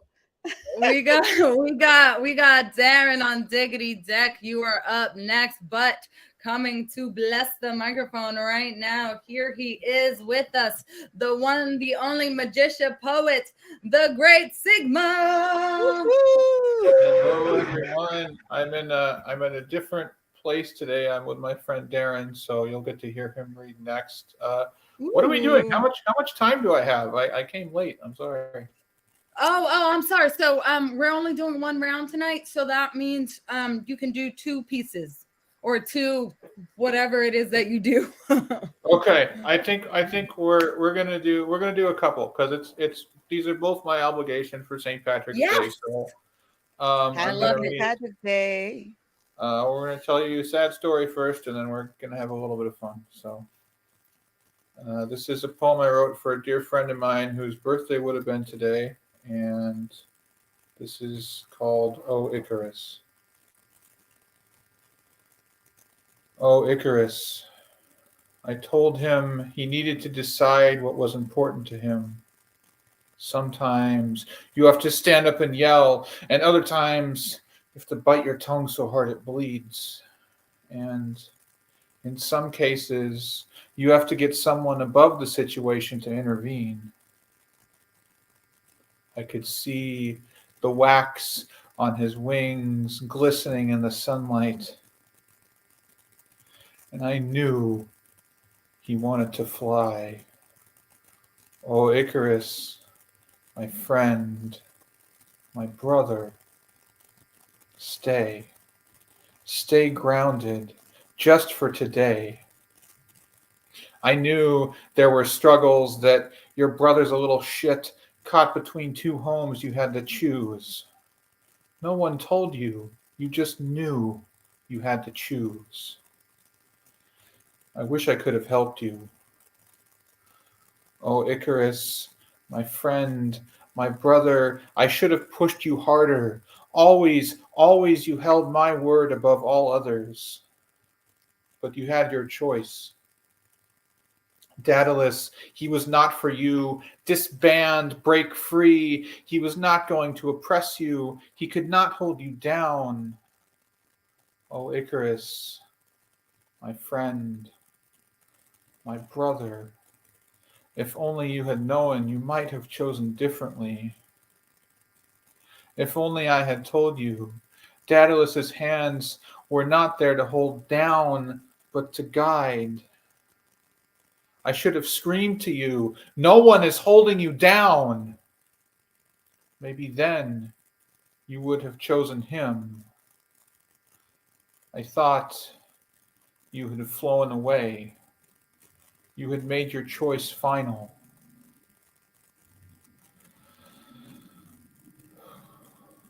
First, they told me to sit down. I knew it was serious. They told me you were gone, your wings caught fire, your body burned to ashes, to dust. I wanted it to be a joke, but then I remembered I was sitting and it was serious. Oh, Icarus, my friend, my brother, why did you not listen to Daedalus? If only I could go back and show you his tears. You flew too high, tried to make a choice. But even in death, your ashes are divided, leaving me no body to mourn. Oh, Icarus, my friend, my brother, you have your wings again now. May you forever fly above us, just high enough to help the stray ones feel guided.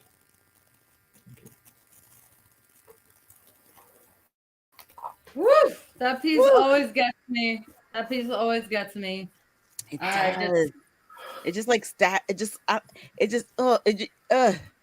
Yeah, that's exactly what it just did. Right? That is exactly how I feel. All that is how I feel. Okay, I'm gonna remove us again. Okay, all right. Can I get someone? We're gonna do something fun now. So that was for my friend. This I wanted to do. This is more of a happy story. One of my favorite magicians was Ricky Jay, and my dad was like, "Oh, come check this out." And he's got this video of Ricky Jay on. It was one of the late night shows, and he goes, and Ricky Jay does this card trick, and he goes, "Can you do that?" I said, "Give me a minute." I left the room. About 10, 15 minutes later, I came back and I did it for him. And I love doing this, and I love that moment. And I want to get someone who's at least familiar with poker to help me out. Unmute yourself, or if no one is, I can drop the. And anybody backstage who's familiar with poker, because I certainly am not. Anybody or anybody watching on Facebook? Anybody?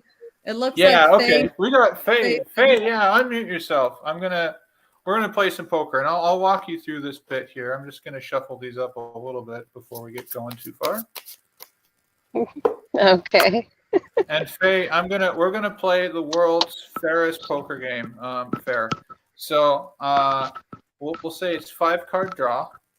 And I'm going to let you pick cards. So of the top 10 cards,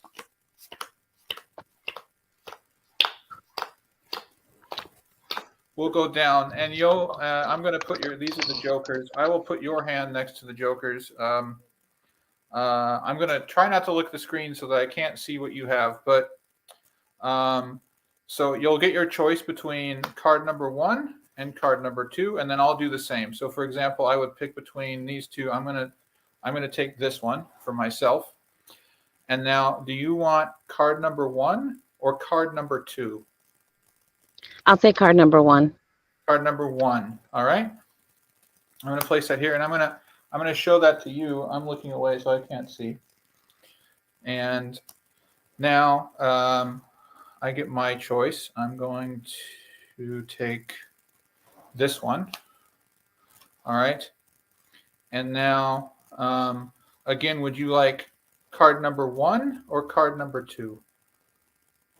Let's go with card number 2. Card number 2.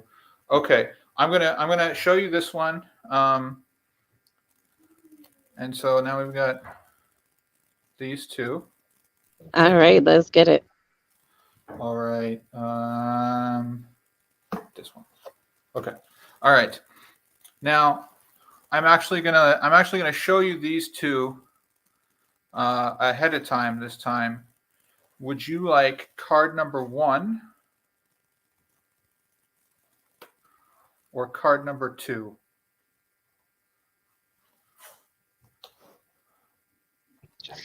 Damn, I can't have them both. I'll take card number 2, yo. Card number 2. Okay. All right. And then I'm going to pick wait, no, I'm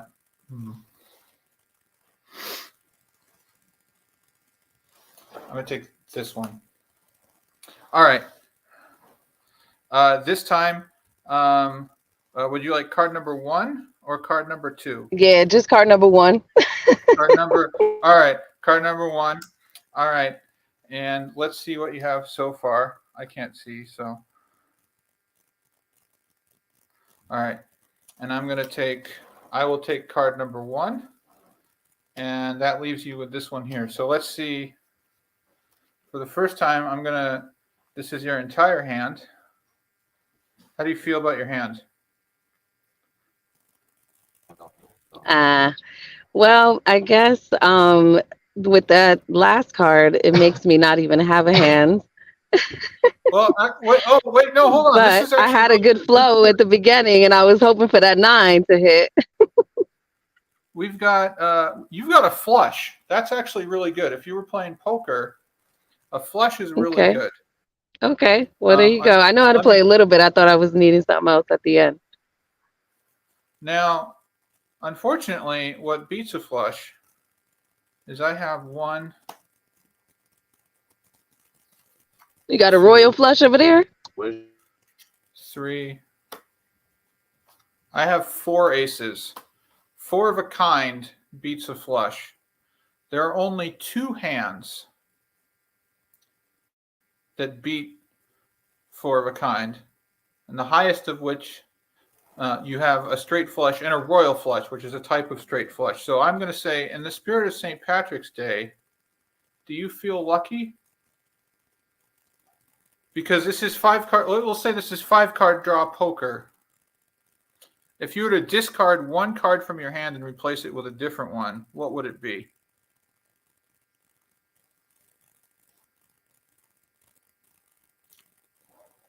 For 1 away from a straight flush. Oops, we've lost a connection. We lost Faye. Faye, are you still here? Yeah, I'm here. I guess I would need it a 9. That's what I was thinking. All right, so we take the 3. Or the ace. I mean, I would think the ace or the 9, but you got that ace over there. So, and you say, so we'll discard the 3, and let's see, top card. Look at that flowing. What you do? Are you a magician over there? I do cards too. I do tarot, but you flowing them actual cards over there. So what that mean? What I got now? That's something, Now right? Now you have the straight flush. You have the A straight hand. flush. All right, it's straight happening. We straight flowing. Let me hear your poem. I wish you all the I'm pretty certain that was the poem, Faye, because he's a magician poet. He's a magician and a poet. Let's give it up for Balin. Ow. Okay. Thank you. Thank you guys. Yes. Thank And you, I'm going to Sir introduce, Balin. while Darren gets things set up here. Darren's a good friend of mine. I've known him through RASP, which is the Spoken Word Association out here.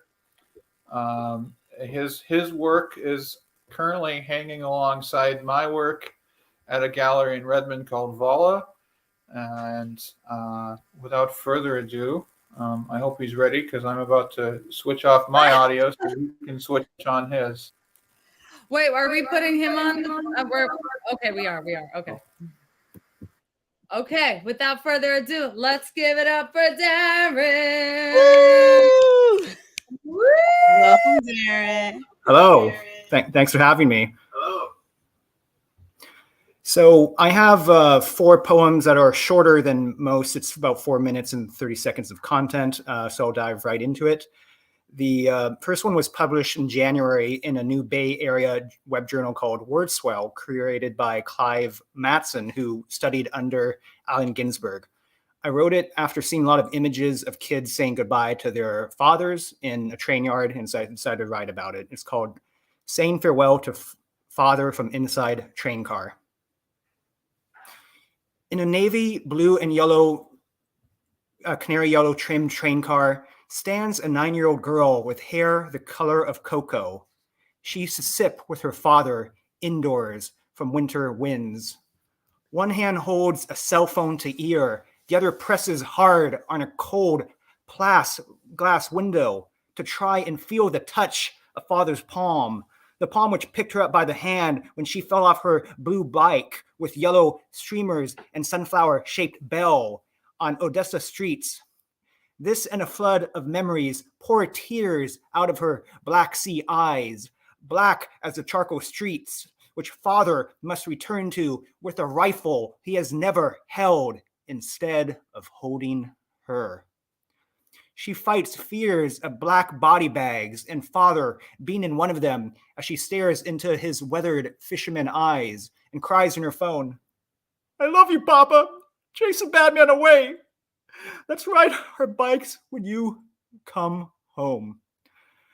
When yellow streamers blow freely in Black Sea breeze, carrying chimes from under sunflower-shaped bike bells to fishing vessels floating above sunken warships. The next 3, it is St. Patty's Day. I have ones that have the color green mentioned in it. I don't have any St. Patty's poems, so it's the best I can do. This first one is a bit of a sad one, but the rest will be happier. It's called Remember Me. It's about my grandfather dying of Alzheimer's. You could no longer swallow. I dipped lime green sponge in water for you to suck. Spoon-fed ice you chewed that drove my dad nuts. You told me I was a good kid. Not sure how you remembered me with your Alzheimer's eaten mind. I like to think you remembered me as your eldest grandson. Final night with your family around and me at the foot of your bed. Your juniper eyes stared into mine. I like to think you remembered me as your eldest grandson. Since it is also Women's Month, I have the next 2 are about my sister. Her favorite color is green. This one is called Sun Kisses. My blazing red back burning, 1,000 flame match tips torching my once olive complexion. Mom slathers green aloe vera, cools my skin, stops my wincing. Wish my parents were better at managing my sisters and my sunscreen.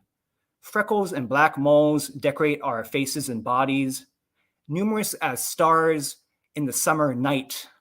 A child can draw countless constellations on. Speeding around on Lake Washington in the M&M, aka the Mark and Marjorie, the family boat. Apollo's chariot skids on arms and back. My sister sighs in the mirror. Sun kisses, I tell her. Memories implanted not just on our skin, but seared into our minds. Marks not just from the sun god, but from mom and dad, kissing their children's cheeks, leaving them a sun-pecked paradise. And finally, my sister changes her color frequently. It's called My Sister's Hair. My sister's hair, twilight purple, color of our college at a small university district bar, cheering on Husky football, though she is the real star. Star fades behind cyan sky, my sister's hair, blue blaze, blinding and burning. Those who can't take the heat, best get out. Underneath the fire is someone sweet. Fire burns a path for grass to grow. Sprout up, green gentle fists through ash. My sister's hair, gorgon green snake coils. Oil bronze eyes turn gazers to stone. Medusa, she calls herself, leaving haters scared to the bone. Bone white of my sister's Lexus, she drives up, kicking up dusty desert. Flames dance on my sister's scalp, combustion in the race car engine. Oxblood interior of her ride, Ruby, she names it. A car called a gem by a gem. Gems glisten at the end of rainbows, where crayon colors meet earthy roots. Mahogany brown, boring, she says. How can it be, I say, when her crown rests above eyes glinting dark diamonds and rosy cheeks, parting away with smiling pearls. Thank you. Appreciate it.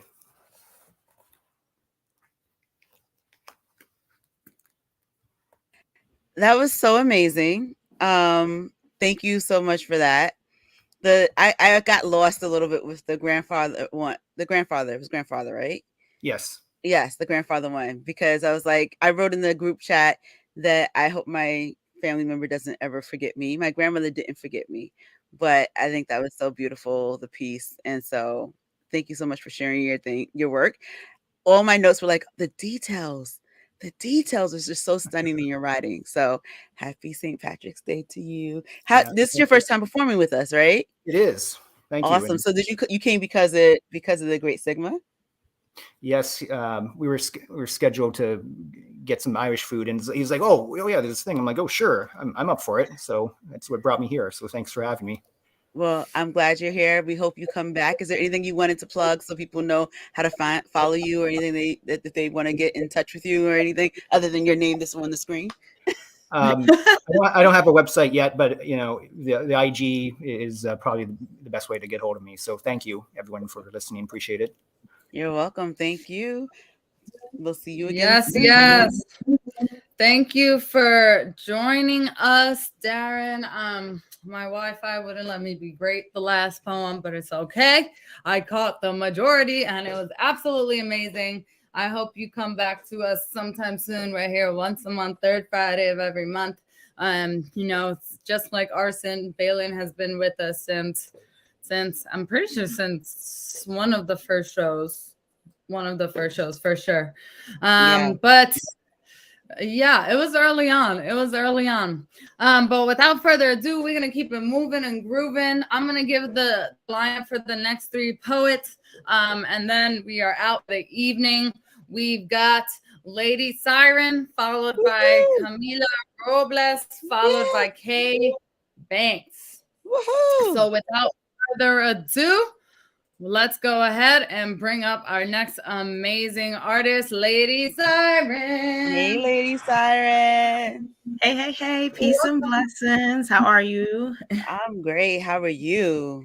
I'm good. I'm a little sleepy. You know, once you get a certain age, you get a couple we're not even gonna talk about certain ages. I didn't even need a glass.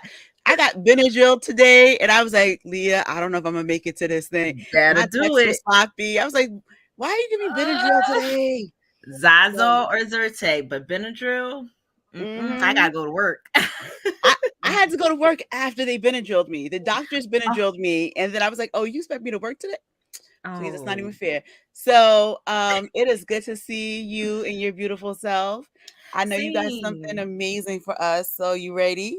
Yes, I am ready. I just wanted to say congratulations again to Arson. Yay! Because circle I've been I got to know her on various streaming like platforms and getting to see her perform. So I was happy I was able to make tonight and be here. But yeah, hey y'all out there. My name is V, poetically known as Lady Siren.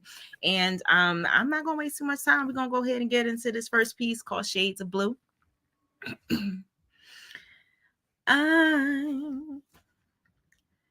I'm not over you, not over you, but I'm over it. But I'm over feeling shades of blue, blue, ones that never match sun-kissed skies, but I am over it, over feeling. I am over feeling shades of blue, blue, shades painted, covered, bruised in blue shades, shades that I could drown in. So many muted colors we lost and found each other in once more, like a cycle that keeps on spinning but refuses to rinse. I was convinced that only the colors were washed, not the fibers of our being. See, I could never rid me of your mark, nor you of mine. Ill-fated we may be, but faithfully threaded together like interwoven love lines over what I'm sure has been several lifetimes over and over again. Can I tell you a secret? I'm not over you, not over you. I think I've taken your virginity more than once. Like with each rebirth, you grow through your adolescent years looking, waiting, longing for me, fully aware I'm out of your league, but it's your heart that spoke to me. And you further disarmed my defenses with your humor, and I laughed right into the crooks of your arms. And you felt like home, like I've been here before, like I've knew this feeling, like I knew your being inside and out. And all that mattered was here and now. But memories are just vague pictures of our past, not a comfort I could tuck myself in, not a moment meant to last. Because for us, love is a forbidden location hidden away in the reality of our circumstance, like tear-stained sheets you disregarded me in. The very same sheets our souls met, mingled, and mated in, bore life to our merged essence, and still, even now, I'm not over you, not over you. But I'm over it, over feeling, being painted, covered, bruised in these shades, ones that I could drown in. I said, I am over feeling shades of blue, blue shades. Peace.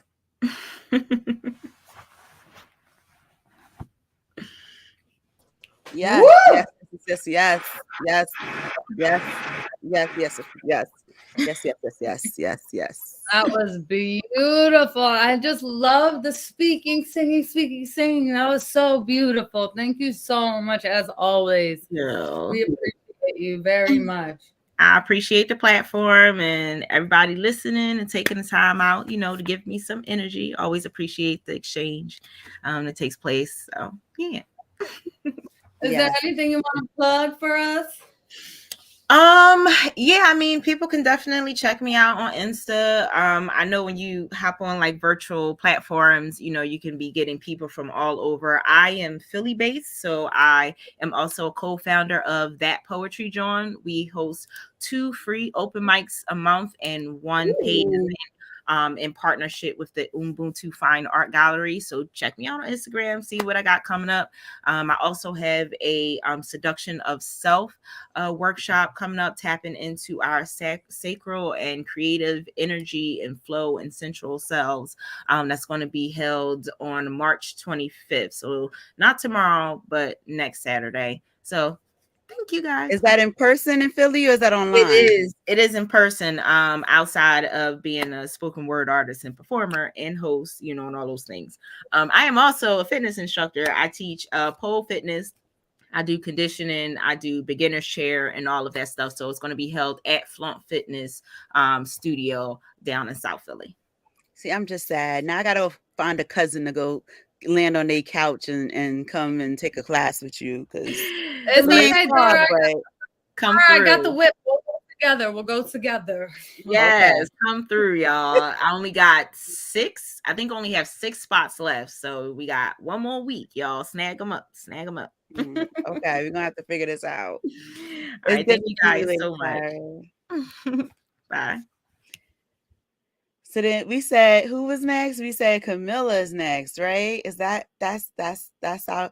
Oh wait, am I frozen? You froze? Oh no, okay, it's definitely Leah that's frozen, because that's a fascinating pose. But I see other people moving on my screen, so I'm gonna remove her for a second.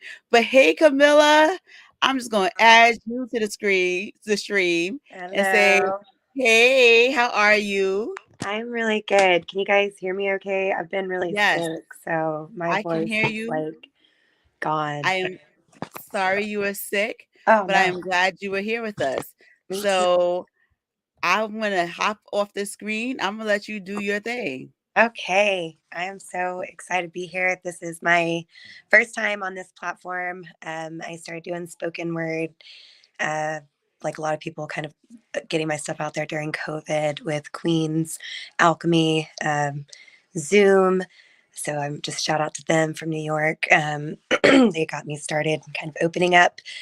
This poem that I'm going to read is one of the first ones that I ever wrote, and it's I've just like really loved everybody's theme. And I am a physician who is going to be finishing my last part in training. My specialty is really helping people with traumatic backgrounds really find their voice, and I'm just really excited. So, all right. So without any more, this poem is called Abrasive. They called me abrasive because they'd never met anyone who had been faced with chasing the basic necessities out of life.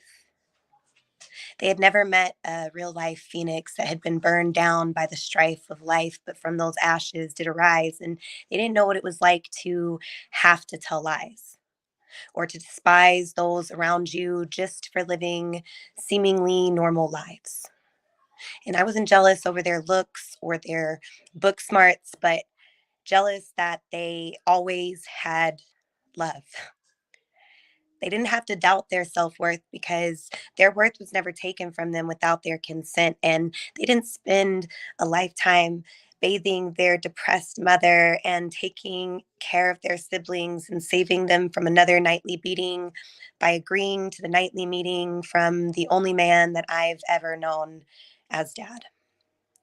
There once was a time I thought that I could never even speak that sentence because to speak about the atrocities that I'd never told would unravel in me and unfold a truth that I was not yet ready to identify with. You see, while many are given everything that they need to succeed, I come from a mess. No modest loan. I come from a broken home that was so filthy I couldn't even invite company over. There was no insulation for me when things got colder. You see, for me, I always thought that I had to be, well, let me see if I could spell it. Abrasive. A for acquaintances, because that's what all I was ever allowed. Because if they were more than acquaintances, then questions would transpire and require answers about B. The bruises and broken bones that it would beguile my dimples and smile, all the while saying that everything was okay and that it just happened while I would play or R for rape. I know that word's uncomfortable, but take a breath and your discomfort will pass. But there's no escaping the reality of that word for me and others who have survived it. And like the deed that left me shattered and scattered, like the seed that was left across the mattress and partly left inside of me, you guys kind of see why I may be perceived to have an abrasive personality. You see, the reality for me is that I carried the weight of the world on my shoulders because to not be the victim, to not show the symptoms of what I've been through, empathy and compassion are the tools that I use to pull myself through, that I used to feel that I had a bigger purpose, like it was somehow my purpose to help with other people's sadness and shame, never telling the truth about the abuse because I always thought that I was the one to blame. And the scars like gliosis that left a slow and permanent sclerosis of my heart, inevitably leading me to feel that I would have nothing except for my integrity. That was the one thing that was never taken from me, unlike V, for the virginity that I was never allowed to maintain, or E, every night feeling alone until solitude became my comfort zone, because I am and always will be my best friend, number one critic, always a cynic of everything that I do. So I don't need anyone to point out my faults and default on the vault that contains my self-worth that seems to revolt myself and those around me. But still, I find it astounding when I encounter anyone who think that they can break me down and pick out the seeds that deceive their perception of who they believe to be as me. Fuck no. I'm finally proud of who I am. I have grit, and I have a profound sound that resonates my spirit off the ground. And one day, like an earthquake, I will shake all of those who stand beside me and show the strength that resides in me. But till then, I will bow down to those who sit on their tower of power and cave, and I will abide by those whose hands build the constructs of success in this world. But once I have shown that I can use these hands to heal, and I have shown that I've got the knowledge and skill, and so once I have built my own safe space, hold on, sorry. I bow down to those and sit on their tower of power and cave, and I will abide by those whose hands built the constructs of success in this world. But once I have shown that I can use these hands to heal, and I have shown that I've got the knowledge and skill, no longer will the beast inside. I'm sorry, 1 second, because I always mess up on that one part. And okay. But I will abide by the rules of those whose hands built the constructs that define and draw the lines of success in the world. But once I have earned my place, once I have built my own safe space, once there is no longer a trace of doubt in them and my capabilities, and I have established and reestablished their tranquilities about me, and I have shown that I can use these hands to heal, and I have shown that I've got the knowledge and the skill, no longer will the beast inside be tamed. And from the rooftops, I will scream about the injustices and reclaim, and I'm going to call each and every one of them out by name, and they won't be able to say that I'm insane, unstable, or unable to obtain my degree. That I worked for over a decade to succeed against all odds and seas of unasked for microaggressions to this noble profession. This is my confession, and no matter the humility that I endured as a child, I will never be meek and mild. And if I am abrasive, then it's like carbon when put under pressure for an extended period of time. Once given the time and diamond, you will find I will always be on my grind, always taking the time to be kind. And no matter what, I always see it through, because in my veins is flooded with the DNA of my ancestral queens who've risen up against their impoverished oppression and kept on stepping, because that's what we Robles women do. So please feed me with your doubt. I will absorb it like photosynthesis, but I can create the energy that I need in order to be the change that I want to see in this world. And no, I will never achieve perfection, but who I am today is better than I ever thought that I could ever be before. And I will always strive to be and to give more, but I will also probably be what some choose to see as abrasive, and I embrace it. And that's the end of that one. Wow. Woo! Wow. Yeah. But the hearts and the likes kept flowing, and the comments were not stopping. That's an amazing piece. Thank you. Did you have one more for us? Or are you good? I do. Okay. I wasn't sure what my time was. I know that one's a little bit long, but yeah, that was a little long, but it's all good. How long is your next piece? It's shorter, much shorter. Okay, all good. We want you to have your space, girl. Do your thing. Okay. And this, I think a lot of us kind of have that flow where it's like we bring on some heavy things and then we kind of like transition with like a little bit of a lighter piece to give some inspiration. But honestly, I just really wanted to speak to everybody because oh my gosh, you guys have had my heart so much. And her name evades me right now, but the one who is really talking and speaking on trauma and things and the way that like our fall really helps us to rehabilitate ourselves. And I think that is just one of the most beautiful things about healing is we all have things to heal from.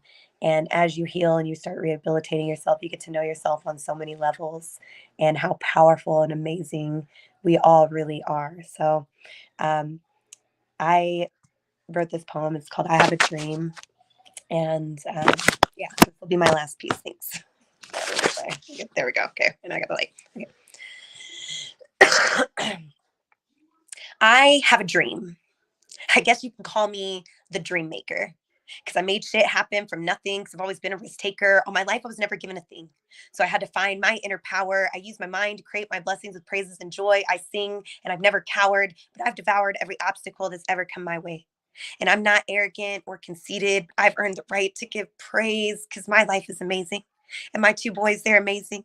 And we're going to change this world. I don't care if it sounds crazy. And I wake up every morning and I immediately get on my grind. I take a quick look in the mirror, remind myself I'm one of a kind. And I know that I'll be successful. Just I'll make all my dreams come true. Might have taken me some extra years, but in the end, I see it through. And I'll have those extra initials. You'll call me Dr. Dio. At the end of the day, my path may have been shaded, but I found a brighter way because my light's so bright. It may become dim, but never faded. Everything that I've been through, it's amazing. I ain't been jaded. Yeah, there's been times I wanted to give up too, but I was just playing because this is my chosen path, the one that I've been praying. So this poem is for everyone with dreams who may appear to be unraveling by the seams or whose life feel turned upside down with COVID-19. Listen up. You hold on tight to those dreams and don't you ever give them up. You're going to fail once, twice, probably many more, and that's okay. You just got to get up because it's through that brokenness that you find your strength to grow. And when one opportunity ends, you get up and you look for another door and don't deplore your struggles because that's the shit that keeps you real. And it's okay to get depressed, but just never lose your will to kill it. And if someone will give you what you need, then you steal it. Don't take no for an answer. And when you don't believe in yourself, then fake it till you feel it. And whenever you make it, you're resilient. I know that you will. Stay humble. Always speak truth. Be kind and take responsibility. If you fumble, remembering that it's those perfect imperfections that make you you. So never give up on your dreams and always see them through. Don't give up, y'all. Woo! Give it up. So you have no social media handles, but is there any way people can find you, or is there anything you want to plug?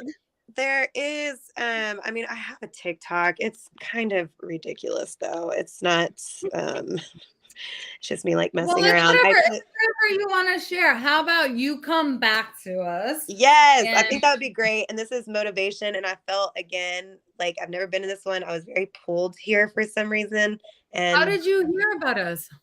It was just randomly like looking for events because it's my kids' spring break. So I was looking for spring break events for them. And then I saw this one and I was like, well, at least I hadn't even gone and like listened to other performers at other open mics. I was like, I just want to listen to people like while I get some work done. And I saw this one and then I didn't think I could perform tonight, but you guys had a spot open. So thank you. And it was, again, like I'm just now getting myself out there and like really getting into my art side of things and doing like motivational speaking type stuff. And yeah, so I will definitely use this as a challenge by next time to have more things. Well, we love to have you. You were absolutely amazing. Make sure you check the comments on you guys both the too. private chat and the public chat because you got some fans in there. Awesome. Definitely. Thanks, guys. Thank you. Feel better too. I know. Maybe I'll be like much better than this. Yes. Oh no, I was into like the scrappiness of the voice and all that. It was a little sensual and badass. But well, my comment was like, if this is her not feeling well, she's gonna be fire when she's 100%. Like this was crazy. Amen. All right, guys. We are heading towards the very, very end of the night. We are going to go ahead and bring up our last performer. Kay Banks, are you in the building? Are you in the building? Ooh, I'm getting a strange icon on her picture. Do you guys see that? Yeah, we haven't seen that one for anyone.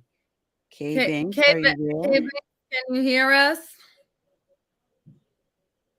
Are you here, K Banks? Whoopsies. Where is she? Let me try to hit her up on Facebook right quick. But while we're here, I just want to thank you guys all so much for being here for an amazing night. This Yeah, night was the Mhm. private chat says they're here. Just trying to figure it out. Okay. I don't know what's happening. Okay, K Banks, you want to try to log in, log out, log in? Arson hit us in the private chat, said K Banks is too locked in, apparently. Yeah, K Banks, are you in the building? Okay, she's gonna try to log in and log out. Let's give her some patience. I will go ahead and say our good nights before we get her back on the stage. And in order to save some timing, I fortunately have some company here tonight. So I can't stick around much longer than this. Thank you guys all for being here. Those who are still tuned in, we appreciate you very much. We're currently just waiting for our last performer to join us. It has been an absolutely amazing night with just heavy lineup, heavy hitters on the lineup. I mean, Zara, it's always I think this is the first time we've ever actually co-hosted together. That's what I was saying in the beginning. Like you and I have never done this before. I've done it with J Rose a few times. You met virtual voices. Yes. Look at that. I didn't realize we met of all time, but it's a beautiful thing. We gotta do more together, girl. Yeah, definitely, please. So K Banks is back, but we still see the same image. I don't know what's going on here. K Banks, we still got this icon here, girl. I'm not sure what the issue at hand is. It's not telling me anything about why. Something changed. No. Oh, there we go. Something changed. Hello?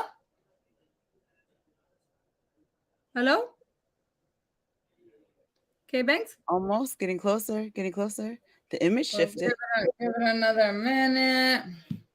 Well, we're definitely grateful for everyone who's come so far, and Arson was so fire. Like I mean, I get that Arson plays with the names a little different, Arson, but I'm still going with the fire part of it too, because Arson goes places and just is setting fires places. I mean, you probably need a whole like fire department following you so that you're just not getting in trouble for setting these fires. And we can't put you near a forest. I'm just gonna say that because everything's gonna go up in smoke. So you can't move to California or anywhere in the West because we in trouble. But you were super amazing, Arson. Thank you for coming and being such a dope feature. And it's funny though. Can I bring Arson up for a moment while we figure out what's going on with because I'm going to tell you something that Arson. We tried to bring her up at the same time. Yeah. Arson, I know I'm featuring on Monday at a place out in Manhattan. And aren't you featuring the following Monday on the 27th? Oh yeah, I am. I forgot to plug that. Exactly. I was like, wait, neither one of us has plugged these shows, but we're featuring a week apart from each other in the same venue. So how about you say something about that so that people know to come see you on the 27th? Yeah, do that. Yeah, come on out. It's a good time. It's in Union Square. Yeah, it's near Union Square. It's on 15th Street, right near Irving Plaza. So it's Phoenix. Don't make me do that. Don't make me lie to you. And it's Phoenix Overtree open mic. It is at 6:00. It's 125 East 15th Street. You are performing on the 27th. Yes, the 27th. Yes. I am performing on the 20th. If you guys want to come out to the city, you should do it. So you're not just gonna come out once; you're gonna come out twice. That's right. if you liked what you saw today, you, especially the feature, you need to come back and support the feature one more time, because she's showing up everywhere. She's usually in Jersey, so if she's in Manhattan, you need to run to Manhattan right now and go see her while you can. I'm coming for you. If you want to see me doing some more poems, you can actually see that then too. And Leah is always like, Leah's been on off Broadway 20,000 times now, so I'm gonna stop counting because she keeps putting the count with every show. But you know, I'm just gonna say Leah owns off Broadway in terms of her performance now. So just go see Leah off Broadway when she goes there next, because she's just taking over the stage, because that's what Leah B does, because that's who Leah B is. So you got some beautiful, amazing people here. And a lot of other people are still backstage who have done great work. So it's been an amazing night. It really has. Everyone was fire. I really, it's been a minute since I've been on here. I miss you a lot. I really did. Yes. Well, you got to be back with us now, everybody. It's looking like Kay Banks left the building. I did make sure to tell her that next month I will get her in, no charge. Make sure we get her on early in the lineup and figure out all the technical difficulties. But Arson, just, mimicking everything Dara said, we love you. We appreciate you. You're amazing. Everybody else in the building, thank you so much for being here. We appreciate you. Make sure you catch us next month, third Friday of the month. We may or may not be celebrating our show live either in April or May. Dara, I will hit you up about that. And yes, we got Dara. One more time, just throwing it out there one last time so you can see it. Continue, sorry. No, it's all good. But we thank you guys so much for being here with us this evening. We're going to go ahead and end the broadcast. But thank you all. We will see you next month. Have a great night, everyone.